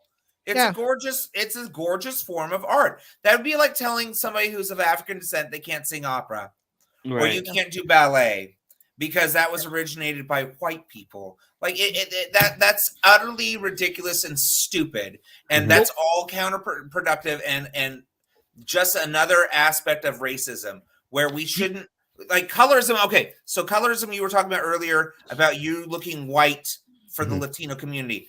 Again, Eli tells me all the time about growing up in Oakdale, cowboy capital of the world, where the black kids did not want him around because he wasn't black enough. The Latino community didn't want him around because he wasn't Latino enough. And he wasn't white enough to be with the white kids. So talk about isolated. Talk about completely not even allowed in any of the things that you actually belong to because you don't quite look it enough. That's the big problem. Right. If you have a problem with someone who wants to be a part of your group because they don't look like you, you're a racist, children. I hate to break it to you. It's not just one person or one community. It's everybody has this issue. So do you like people based off of if they look like you? If you do, you might be a racist. And maybe knock that shit the fuck off. Right. Well, what do you guys feel about, like, I don't know if you're familiar with, oh God, what's her name? Whoa, Vicky. She is like this, I think she's from Florida. She's this white chick, but like, she just sounds super like, well, let's say not how she looks. How about that? She just like, she thinks she's black. She thinks she acts as if she's black, but she is very not black. Okay, so my friend Ashley, I was mentioning, also does not look black. She looks very white, but her family happens to, her dad's black. So I have a friend. Where is it your right to tell someone you don't get to identify that if it might be your skin tone? I don't know what she has for her background, and even if she doesn't have it, what is she doing that's pissing you off? Oh, I have a friend that would blow some people's minds. She's white with red hair, but she grew up in Uganda. So she's got like a really interesting accent. Right. From being part of that culture. Yeah. Right. It's not based off of what your melanin content is. I hate to break it to everyone. Mr. Forrest, you've been awful quiet. You got any thoughts in here? God, I painted green for the right occasion. You did. I feel kind of bad because, you know, you're asking the white straight guy with the wife in the other room. Jeez Louise. Hey, we want all opinions on the show. Better, I'm marrying a I'll tell you what. This doesn't even. Wait, hold on, real quick. We seem to have some like what do you call it? Echo from somebody's mic. Echo. Is that? Go ahead, Forrest. I'm not sure if it's on yours. Go ahead. Nope, the only one mic I've got. It sounds clear. I'm not even sure if this remotely counts. It might be in the background in my house. Honey, turn that down, please. Go ahead, Forrest. Out there, dude. Everybody's opinion matters. So, have I mentioned how awesome Rubik's is tonight? Woo! Give it up for Rubik's. I did something right. I've got something. Yeah. All right, go ahead. So the biggest struggle I've had for 20 years was being large, was being fat. I mean, let's paint the picture for how it is. I'm not a skinny dude. I've been working at it for a long time now, but in terms of, how do we identify? I would like to identify as healthy, because right now the numbers and my own personal, look here indicates that I'm not healthy. And I'm sorry, that doesn't even remotely come close to the issues of like the racism and other things that we've been talking about. But I myself have found, geez Louise, the fat guy has been left out of invitations. The fat guy has been left out of the promotions. The fat guy has been left out of the social events. That's stuff that has unfortunately happened to me in the past. So I've worked, hard. I'm continuing to work hard to get to where I want to be. This speaks a lot to the body positivity thing that we talked about a few weeks ago too. Right. And I feel like I want to say even Van brought it up that like it's a lot more accepting for the female community versus men about like being bigger sizes, and that's great. Like we all are like, oh yeah, the dad bod, but like the dad bod's still like you got a little bit of chub, but like you're still kind of slender. Right. And like even like people tell me all the time where they're like, oh, you look really fit, and I'm like, but compared to a lot of my cohorts and colleagues in the drag community, I'm huge. I'm much bigger than them. And it's just because again, I'm a 6 foot, 215 pound man dressing in a wig and heels and a dress, trying to think I'm all petite, and I'm not. Like I can't just identify as like I'm skinny. I can't just be trans slender. That's not a thing. But at the same time, like we don't really often give guys the benefit of the doubt in that department. He's right. There is a big thing about like being heavier. Like you're either the funny guy or like you're just ignored, and or that's or you're stuck in the friend zone, or we don't like just see it as beautiful. Like there's plenty of beauty in bigger men. I've seen it. Like there's plenty of stuff out there. It's not like, again, the gay community got the bears. We got the bears, the otters, the wolves, the foxes, the twinks, the twunks, the whatever. We have categories for everything because they all kind of mean slightly different things. I'm confused. What the hell am I considered then? But I'm probably an otter, but I'm not that skinny. So I don't know. What was that? I don't know. I always felt like guys. Rubik's, I'm confused. Guys get easier about being heavy than women do. Women are expected to just be itty bitty, and I say that as someone. And Phil, congratulations, by the way. We saw your picture. Yeah, no, I mean, as a former big dude, I can tell you, bigger guys don't get respect at all in any way. Yeah, and it sucks. I mean, like really. What happens is, everybody wants to talk about like, especially like the body positivity movement and everything like that. But like big dudes tend to get looked over for everything when it comes to women, when it comes to promotions, everything, because it's just kind of like there's a connotation of if you're big, that means you're unhealthy. You don't take care of yourself. A lot of times there's like, people will look at you and think that you're a slob, or they think that you just don't care about yourself and things like that. And it's totally the opposite. The thing is that if anything, the negative that a lot of bigger dudes get, it starts becoming self-conscious. It starts becoming, like, what's wrong with me? I'm a good person, but what's wrong with me? It's an obsession. It becomes an obsession over time. And honestly, where I'm kind of trapped is, I'll make so much progress. And when is a good stopping point? Is it when my A1C is below diabetic level? Is it when my red blood cell count is good? Is it when all my lab work says, hey, guess what, dude? You got a clean bill of health. And then I look at the doc and say, then why do I still look like shit? You know what I mean? Like, when is the stopping point? When I'm attractive enough, or when I feel like I'm attractive enough, or when the labs say, hey, guess what, man? You're healthy. You did it. Congratulations. I think you're pretty damn sexy. I've had whistle. I've had self-esteem issues. Someone other than me said it. What?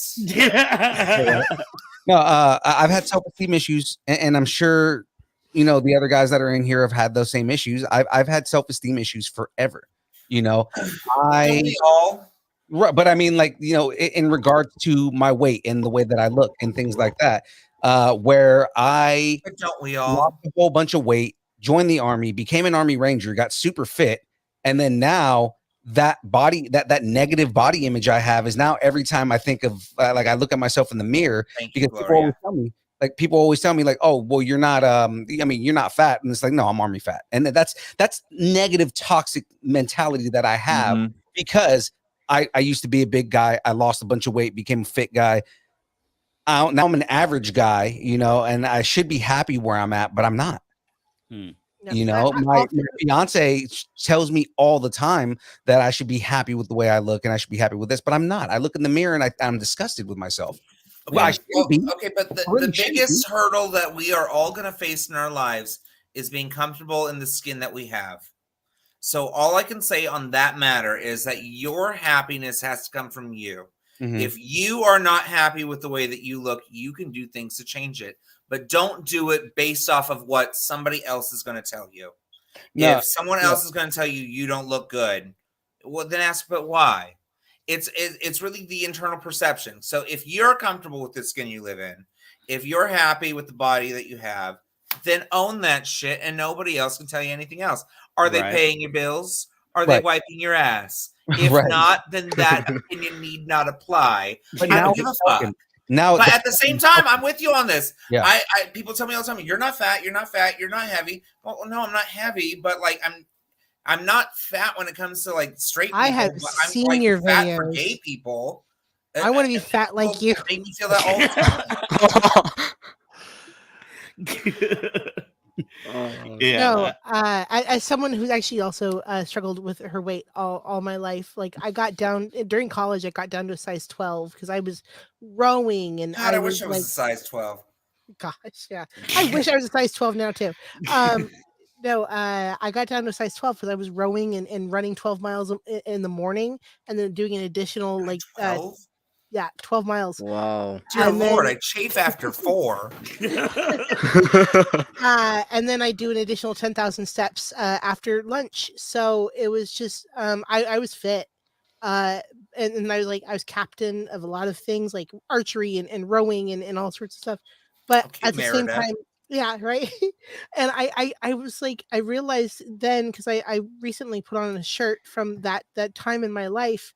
And I was like, and it's a little tight now, where it was like really huge on me back then.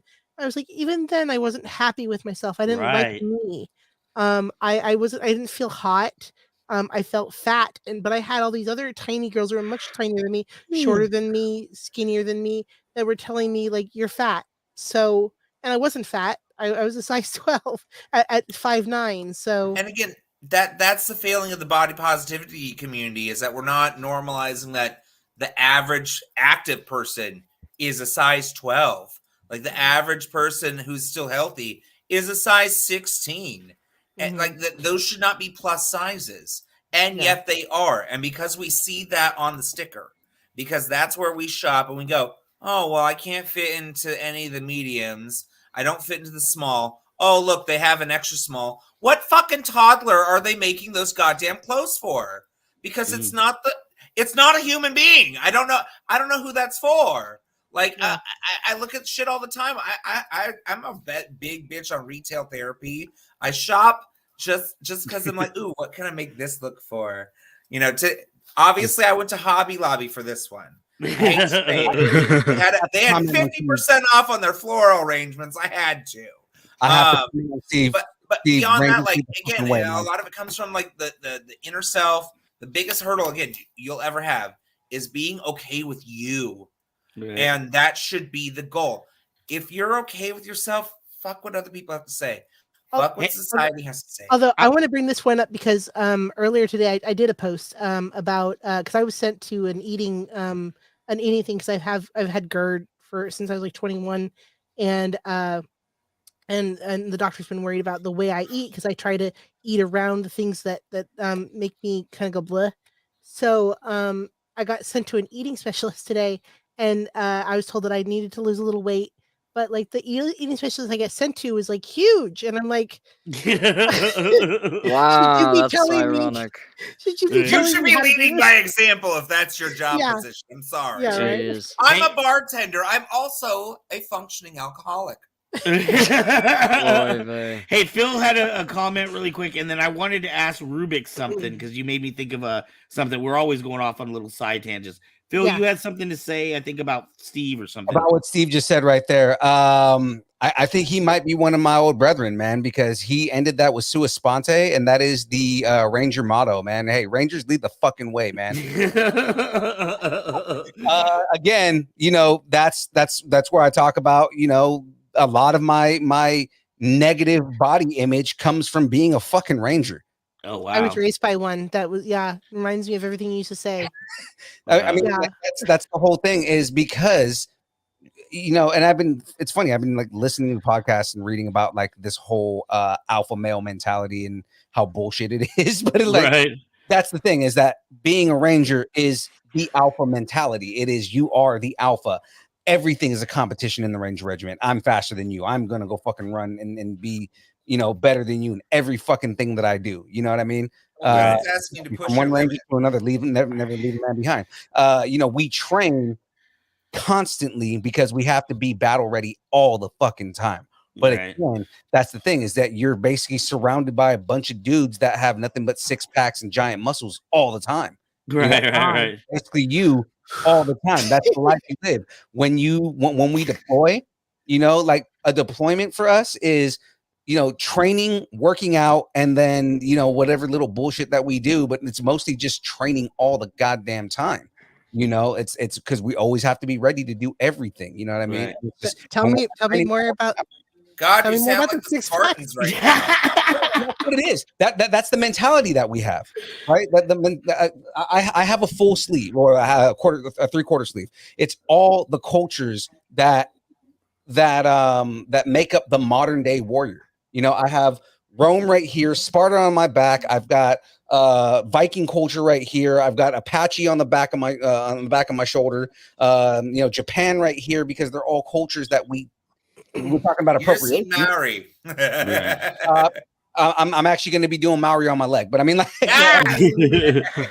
Culture. We love culture. Yes. we talk about cultural appropriation. The modern warrior takes aspects of different warriors from history, and we take those different aspects and do different things. There's a story behind every tattoo that I have, you know, and down to the front right here. Yeah, and like down to this right here, I've got the Mayan calendar, because I'm Nicaraguan and I'm from Mayan descent. So I mean, I'm part of my culture. But I've heard it said that if you steal from one person, it's plagiarism, but if you steal from many people, it's research. Yeah. Oh yeah. But that's the thing, is that again, the mentality of being a Ranger, it's our entire culture is that Spartan culture. It's the weak die. And the strong are the ones that continue moving on. So the whole thing is that we train to be the strongest that there is. There's a reason they call us the most infantry unit in the world. Sorry, my dog. It's you know, that's the culture that I came from, right? So it's just kind of like, you That know, was your husband. Sorry. No, that's fine. I felt like Tristan was asking me something earlier. Did I miss something? Yeah, I was actually going to ask you in what freaking situation I am, since you were referring to all of the animals. Oh yeah, I was actually confused. You were talking about the bears, the otters, the fox, all that. Okay, well, okay, I don't. Okay, Like, so where the first hell of do all- I stand? first What of the all, hell? Let me just say on this subject matter, I was talking about the gay male culture and how we refer to body types in that community. I don't know that you're a gay man. Honestly, I don't know what your sexuality is. I prefer dick. Okay, so you're like me. Good to know. Good to know. I swing both ways, but prefer I the feel cheek. like because of the fact that you have the more naturally effeminate features, no offense, and that you are a little bit more lithe and you know sensual with your dancing, like you would probably be closer to a twink than an otter. Like you're not furry. Are you but not you're also calling me not a like- furry? Okay. Are you not calling me okay, a furry? you are a furry. I know that much. I'm saying that your body hair is not like can I I- have a lot of hair. I have to shave my Okay, you back haven't before I seen my get ass dressed up. fucking in It's a nude. difference. And yes, I am a furry. Yes. I'm Wow. jealous you can Furry. change your avatar Yes. at will too. God damn it, you have more costume changes than I did on Wednesday. Tristan, so you went from a heterosexual female to a male that is gay. In a way, I still identify as more male than anything, so I went from female to male, and I get that the whole concept is completely confusing to a lot of people. I'm not. Yeah. I just think it's nuance. It's a good thing. We I should know swing more about both nuance. ways.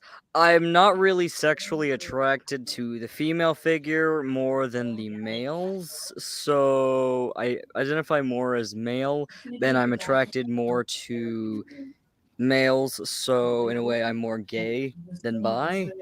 And for a minute, I'd also like to go back to what Phil was saying earlier, because Phil, you were talking about how the Latino culture often goes against gay guys.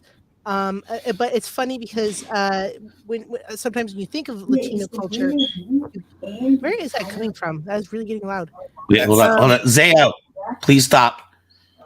You think of some of the Latino culture, it's very flamboyant and colorful and stuff like that. So it's kind of an interesting phenomenon to me. It just shows how closeted it is. That's all. It is. And It's that's just like part of the Russia. thing. It's Yeah, just that- like China. Mhm. It's just like Japan. It's just like a lot of these other places. It's really gay. I mean, It is. Look at Kabuki theater. Men playing women very flawlessly at that. Go figure. I kind of can resonate with that. That is 100%. Okay, so fun fact, I was literally walking around on Wednesday before my show. I was dressed in the stewardess outfit to look like Britney Spears Toxic. I went to this bar, saw 3 people that I knew personally. That was like, hey, how are you doing? And they just looked at me like, what the fuck? What's going on right now? And I was like, hi, I'm so-and-so. You know me. And they did the, what? Oh, shit, I didn't realize that was you. And then after that, after those 3 encounters, this old-ass man is like, okay, come here. Come here, beautiful. I'm like, oh, hi, how are you doing, honey? No. Hugs on me and everything. Real creeper. And then goes, oh, wait. You're not a real girl, are you? And I'm like, well, I dressed up real nice, don't I? Fooled you. Right. It's one of those things of perception. There is a lot of nuance, though. There is a lot of nuance. Obviously, anybody can say that I'm just gender fluid because I like to dress up as a girl, and I don't mind if I get called she. I don't mind if people refer to me in a feminine, but at the same time, I'm a man who is cisgendered, who's attracted to more dick. It's just it's a nuance thing. It's a difference. There's nothing wrong with being different. So I think there's a lot to be said about that. What were you saying a minute ago, Phil? You started to say something. So I mean, okay. So the reason why you get the stereotypical gay Latinos, you know, like where like a lot of like the stereotypes for even just stereotypes for gay men are based on like, you know, the flamboyant gay Latino guy, is because of how closeted our culture is, you know, and how macho, like you in our culture, you have to be like the manliest of men, right? And there's like you're a manly man, and that almost subverts any gay male that tell wants me you have insecurity without telling me you have insecurity. That's really what it is you end up with major insecurities. And a lot of times when these guys when they finally come out, they come out all the way, you know. It's just like I've had a lot of it is just pent up, just kind of like my feelings, and I'm allowed to let them out, and then it turns into that stereotype, you know, because I run into the stereotype all the time. I mean, stereotypes are there for a reason. Right. You know, God, that's a whole subject matter on its own self. Although Topic Phil- for next week: Phil has stereotypes. Phil has Why do never they done anything to exist? make me question at all, ever, right, Phil? Ever. ever. Steve Jordan can tell you about the level of homoerotic playfulness that happens with guys in the army, and it's very like it's there, it's there, but then the minute it starts becoming real, it's like, no, dude, that's gay. Stop.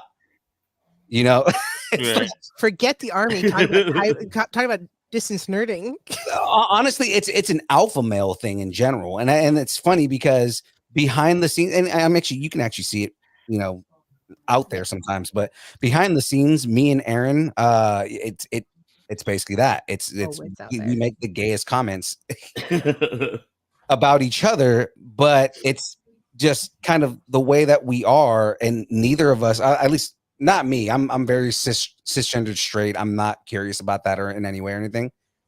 I mean, it's I don't know. It's fun to talk about, but as soon as it becomes real, it's uncomfortable. Yeah, I guess. I mean, trust, I've seduced me a straight boy here and there. Boy. That's how I serve my fucking country. Give me a fucking straight to the public marine any goddamn day. I'm not gay. I'm not gay. I don't do nothing of that. But then you get them behind closed doors with a few drinks, and suddenly, oh well, I'll let you suck my dick. I mean, that's fine. Yeah, that's good. I wouldn't even go that there's so much homoeroticism in all of our straight culture. Yeah. Look at wrestling. Dear God, that's what. Look at the goddamn singlet they wear. Tell me a gay man didn't decide that one. Oh, you're gonna grab each other near the fucking crotch and pin each other down. That's not gay. Oh, okay, Mary, tell me otherwise, please. Football. Broad shoulders on the top, the tightest goddamn pants you've ever seen. I see every man's ass crack in the NFL. and they're always get like a ring or a belt or like yes, they get jewelry. They get jewelry and accessories. Thank you, Phoenix, for proving my point. There's a game we play in the army, right? It's always males, right? It's called, and I'm sure some of you might know this game. It's called Chicken. Oh yeah, no, I'll just suck the dick. Who hasn't played it? When we were kids, with me, are you nervous?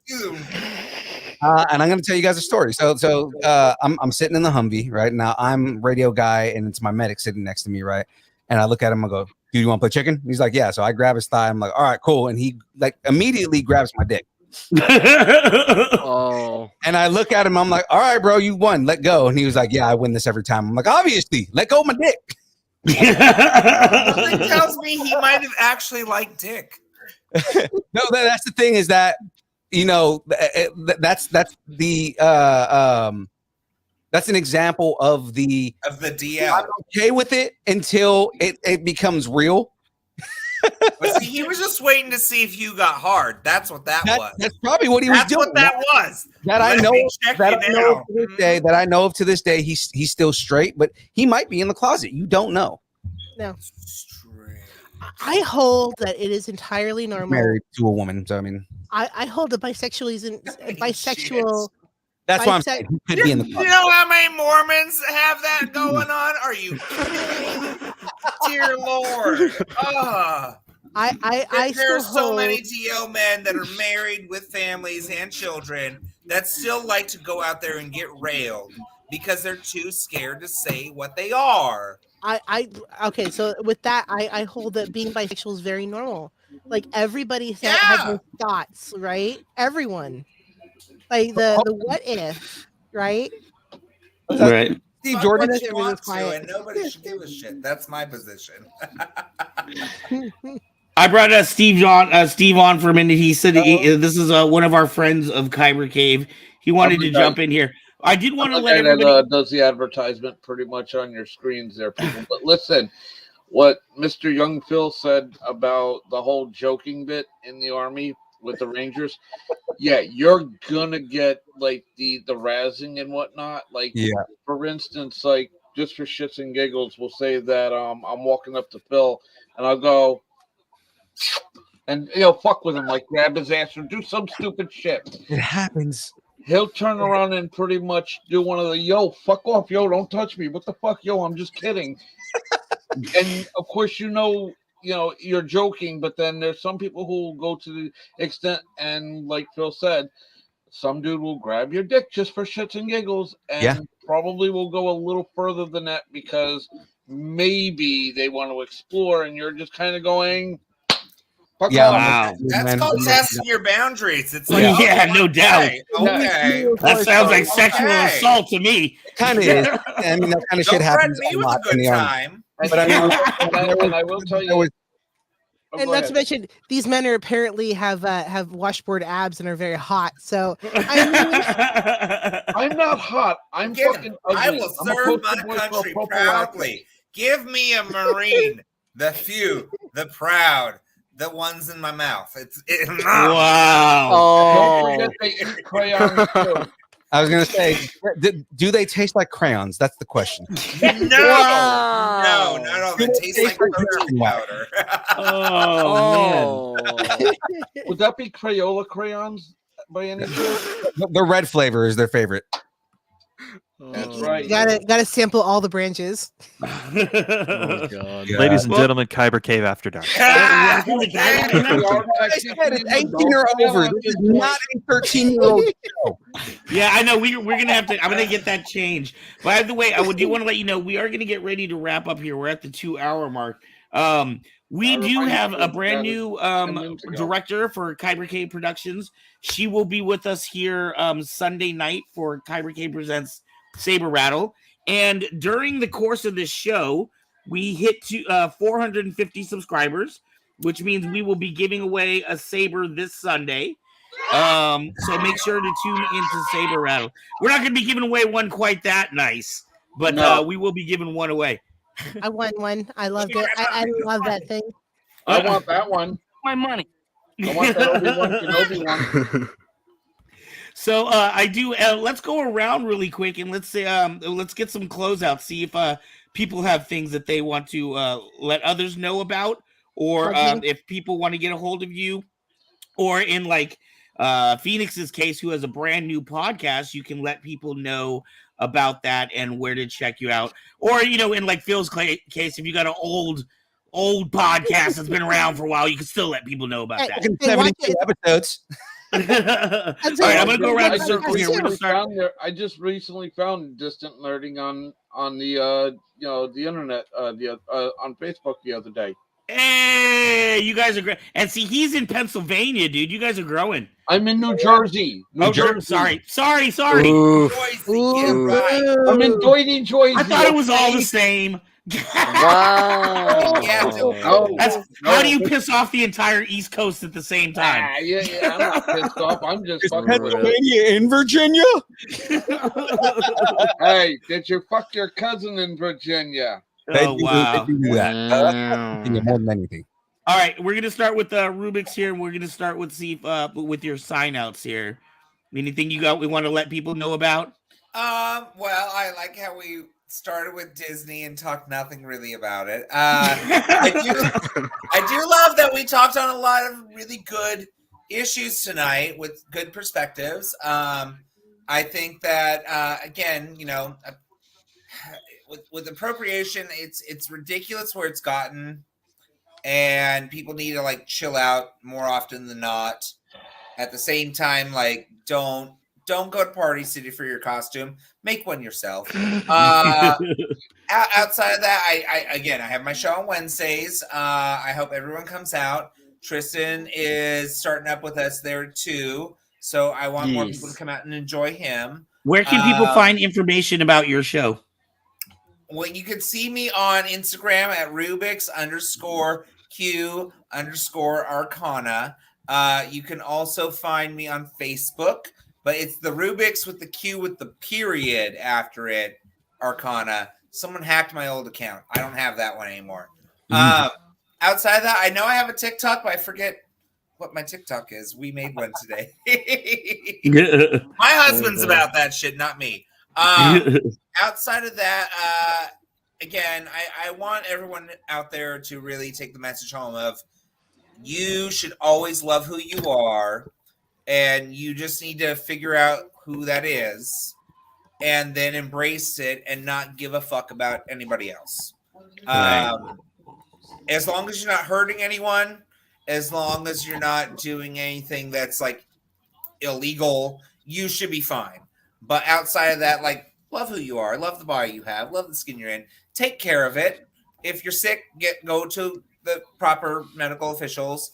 Like, probably have a good diet, good exercise regimen, but like, don't kill yourself if you want chili cheese fries, because I like those all the time. Words to live by. Everyone always says that like nothing tastes as good as skinny feels. I'm like, no, you haven't had my mother's cheesecake, so you're a liar. You're a liar. But yeah, other than that, I hope everyone had a good time tonight. And Tristan, I look forward to seeing you later at the club. Happy birthday. We love you. Aye. I'm jealous of your avatar and the 58 costume changes we experienced tonight. I noticed all of them.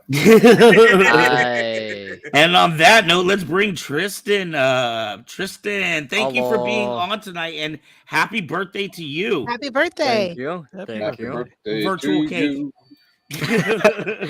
I mean, there's some emojis to use that you can with the game, so let me just do that real quick with, that would be what? Page 3? No, I mean, there's pizza. Pizza! There's more alcohol, which I'll be drinking. Beer, yay! Yeah. Tristan, But, do you have any place where do you have any social medias you want to give out, or anything you want if people want to find you or anything? I have a TikTok, which is at Tristan TriStar. That's TRISTAR. So just Tristan TriStar. So groovy. Yeah. Tristan, thank you so much for being on with us tonight. Let us go over to Mr. Young Phil. What? Where'd it go? Party foul. What the hell? Okay. That was a fail. I was planning on that the entire time. I was like, John Cena. You can't see me. Because you can't see me. All right, that's enough of that.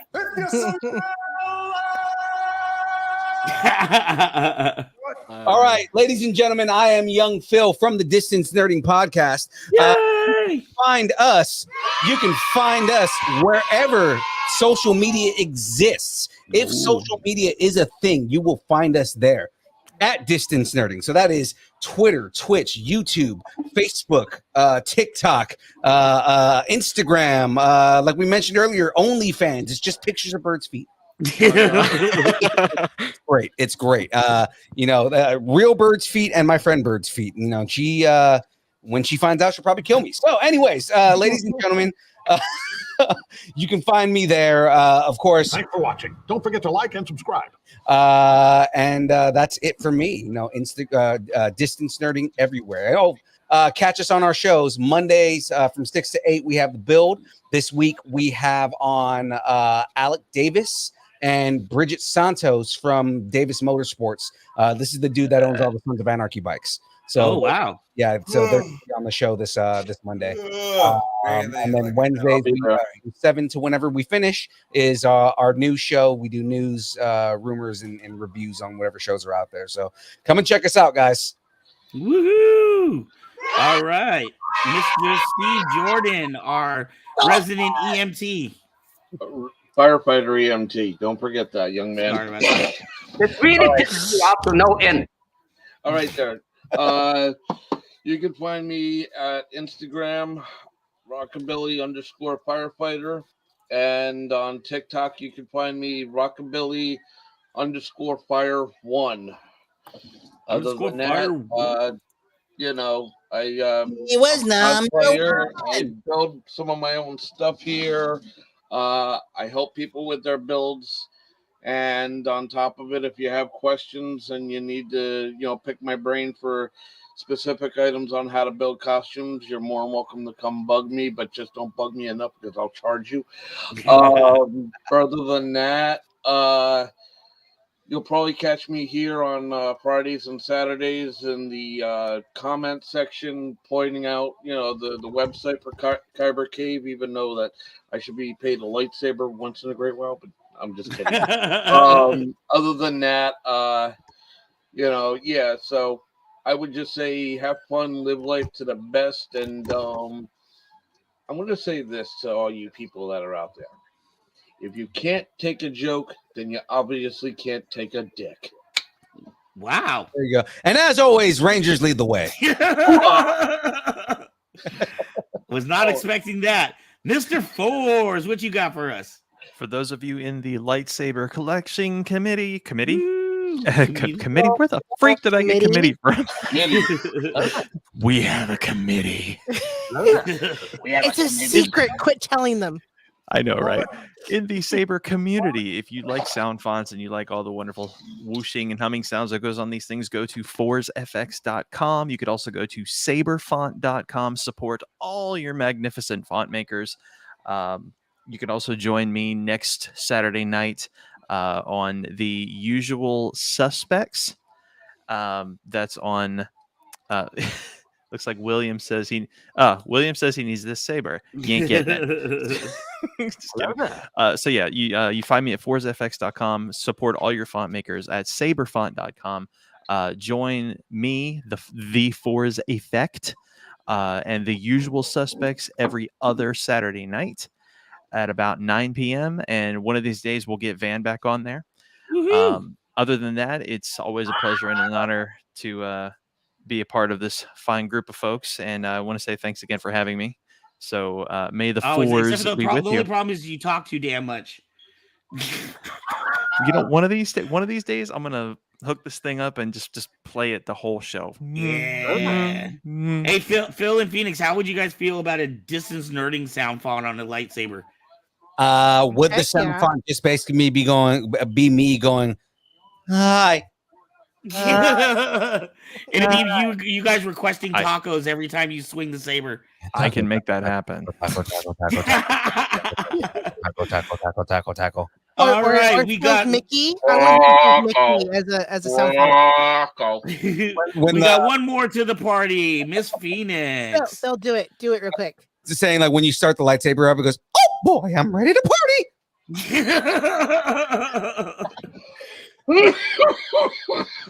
Oh boy, we're taking your money. I got something that I found on TikTok that you'll probably die laughing there, Phil. If it's me singing 80 songs as Mickey, I already know about those. No, not that one. Something else completely different. Okay. Anyway, Phoenix. I assume I'm the last one. As Phil already did Distance Nerding, which is one of my favorite podcasts. Woohoo! Me too. Yeah. Look, I got the keychain on my backpack. Yeah. Thanks for watching. I am Subscribe. on Mondays with him, and as always, I am incredibly lucky to be surrounded by incredibly funny, good-looking, smart guys. You guys good looking. And then I also have another podcast called Mysterium Tremendum. Now we just did the first episode. We're going to be publishing the second. I lost my voice for a little while, so we're a little behind. And I'm doing that with Witching Man, and he is my new co-host on that. And he is actually a really funny. He's a mortician, so we talk about a lot of death and scary stuff. Yeah. He definitely has the voice for that show, dude. Yeah. That guy's got a creepy voice. I don't want to talk to that guy late at night. I would not have a phone conversation with him. I told him, I said, we had a poem, and I said, you have to read this because you're creepy. So yeah, and then also I'm also pushing Capitola Comic Con because we are we're planning it, and it's going to be going 2023. So I'm really, really busy right now. So yeah, Distance Nerding, Mysterium Tremendum is on Facebook right now. I'm working on doing Apple. And then we are also doing Capitol Comic Con. So there's a lot going on right now. Woohoo! So yeah, make sure to check all of that out. As for myself, I am with Kyber Cave. Please make sure to go check out kybercave.com. We've got a lot of merch for you there. We've got sabers ready for you for your May 4th excursion. And when you're sitting down to watch Obi-Wan, you got to have a saber by your side. So come check out kybercave.com. We've got all kinds of t-shirts like the one that Phil is wearing. We have keychains and all. Are you just trying to show off your nipples? I think that's all you're doing right there. Oh, sweat, that's titties.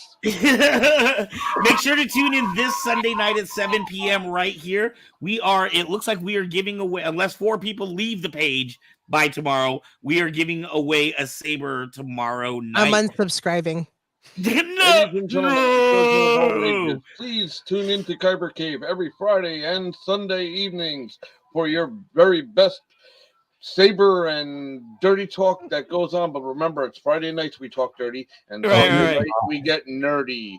So it ain't gonna be dirty nerdy on Sunday. From dirty to nerdy, I like. You know what? That could be a tagline for Kyber Cave Productions. From dirty to nerdy, and I will make you up something that says that.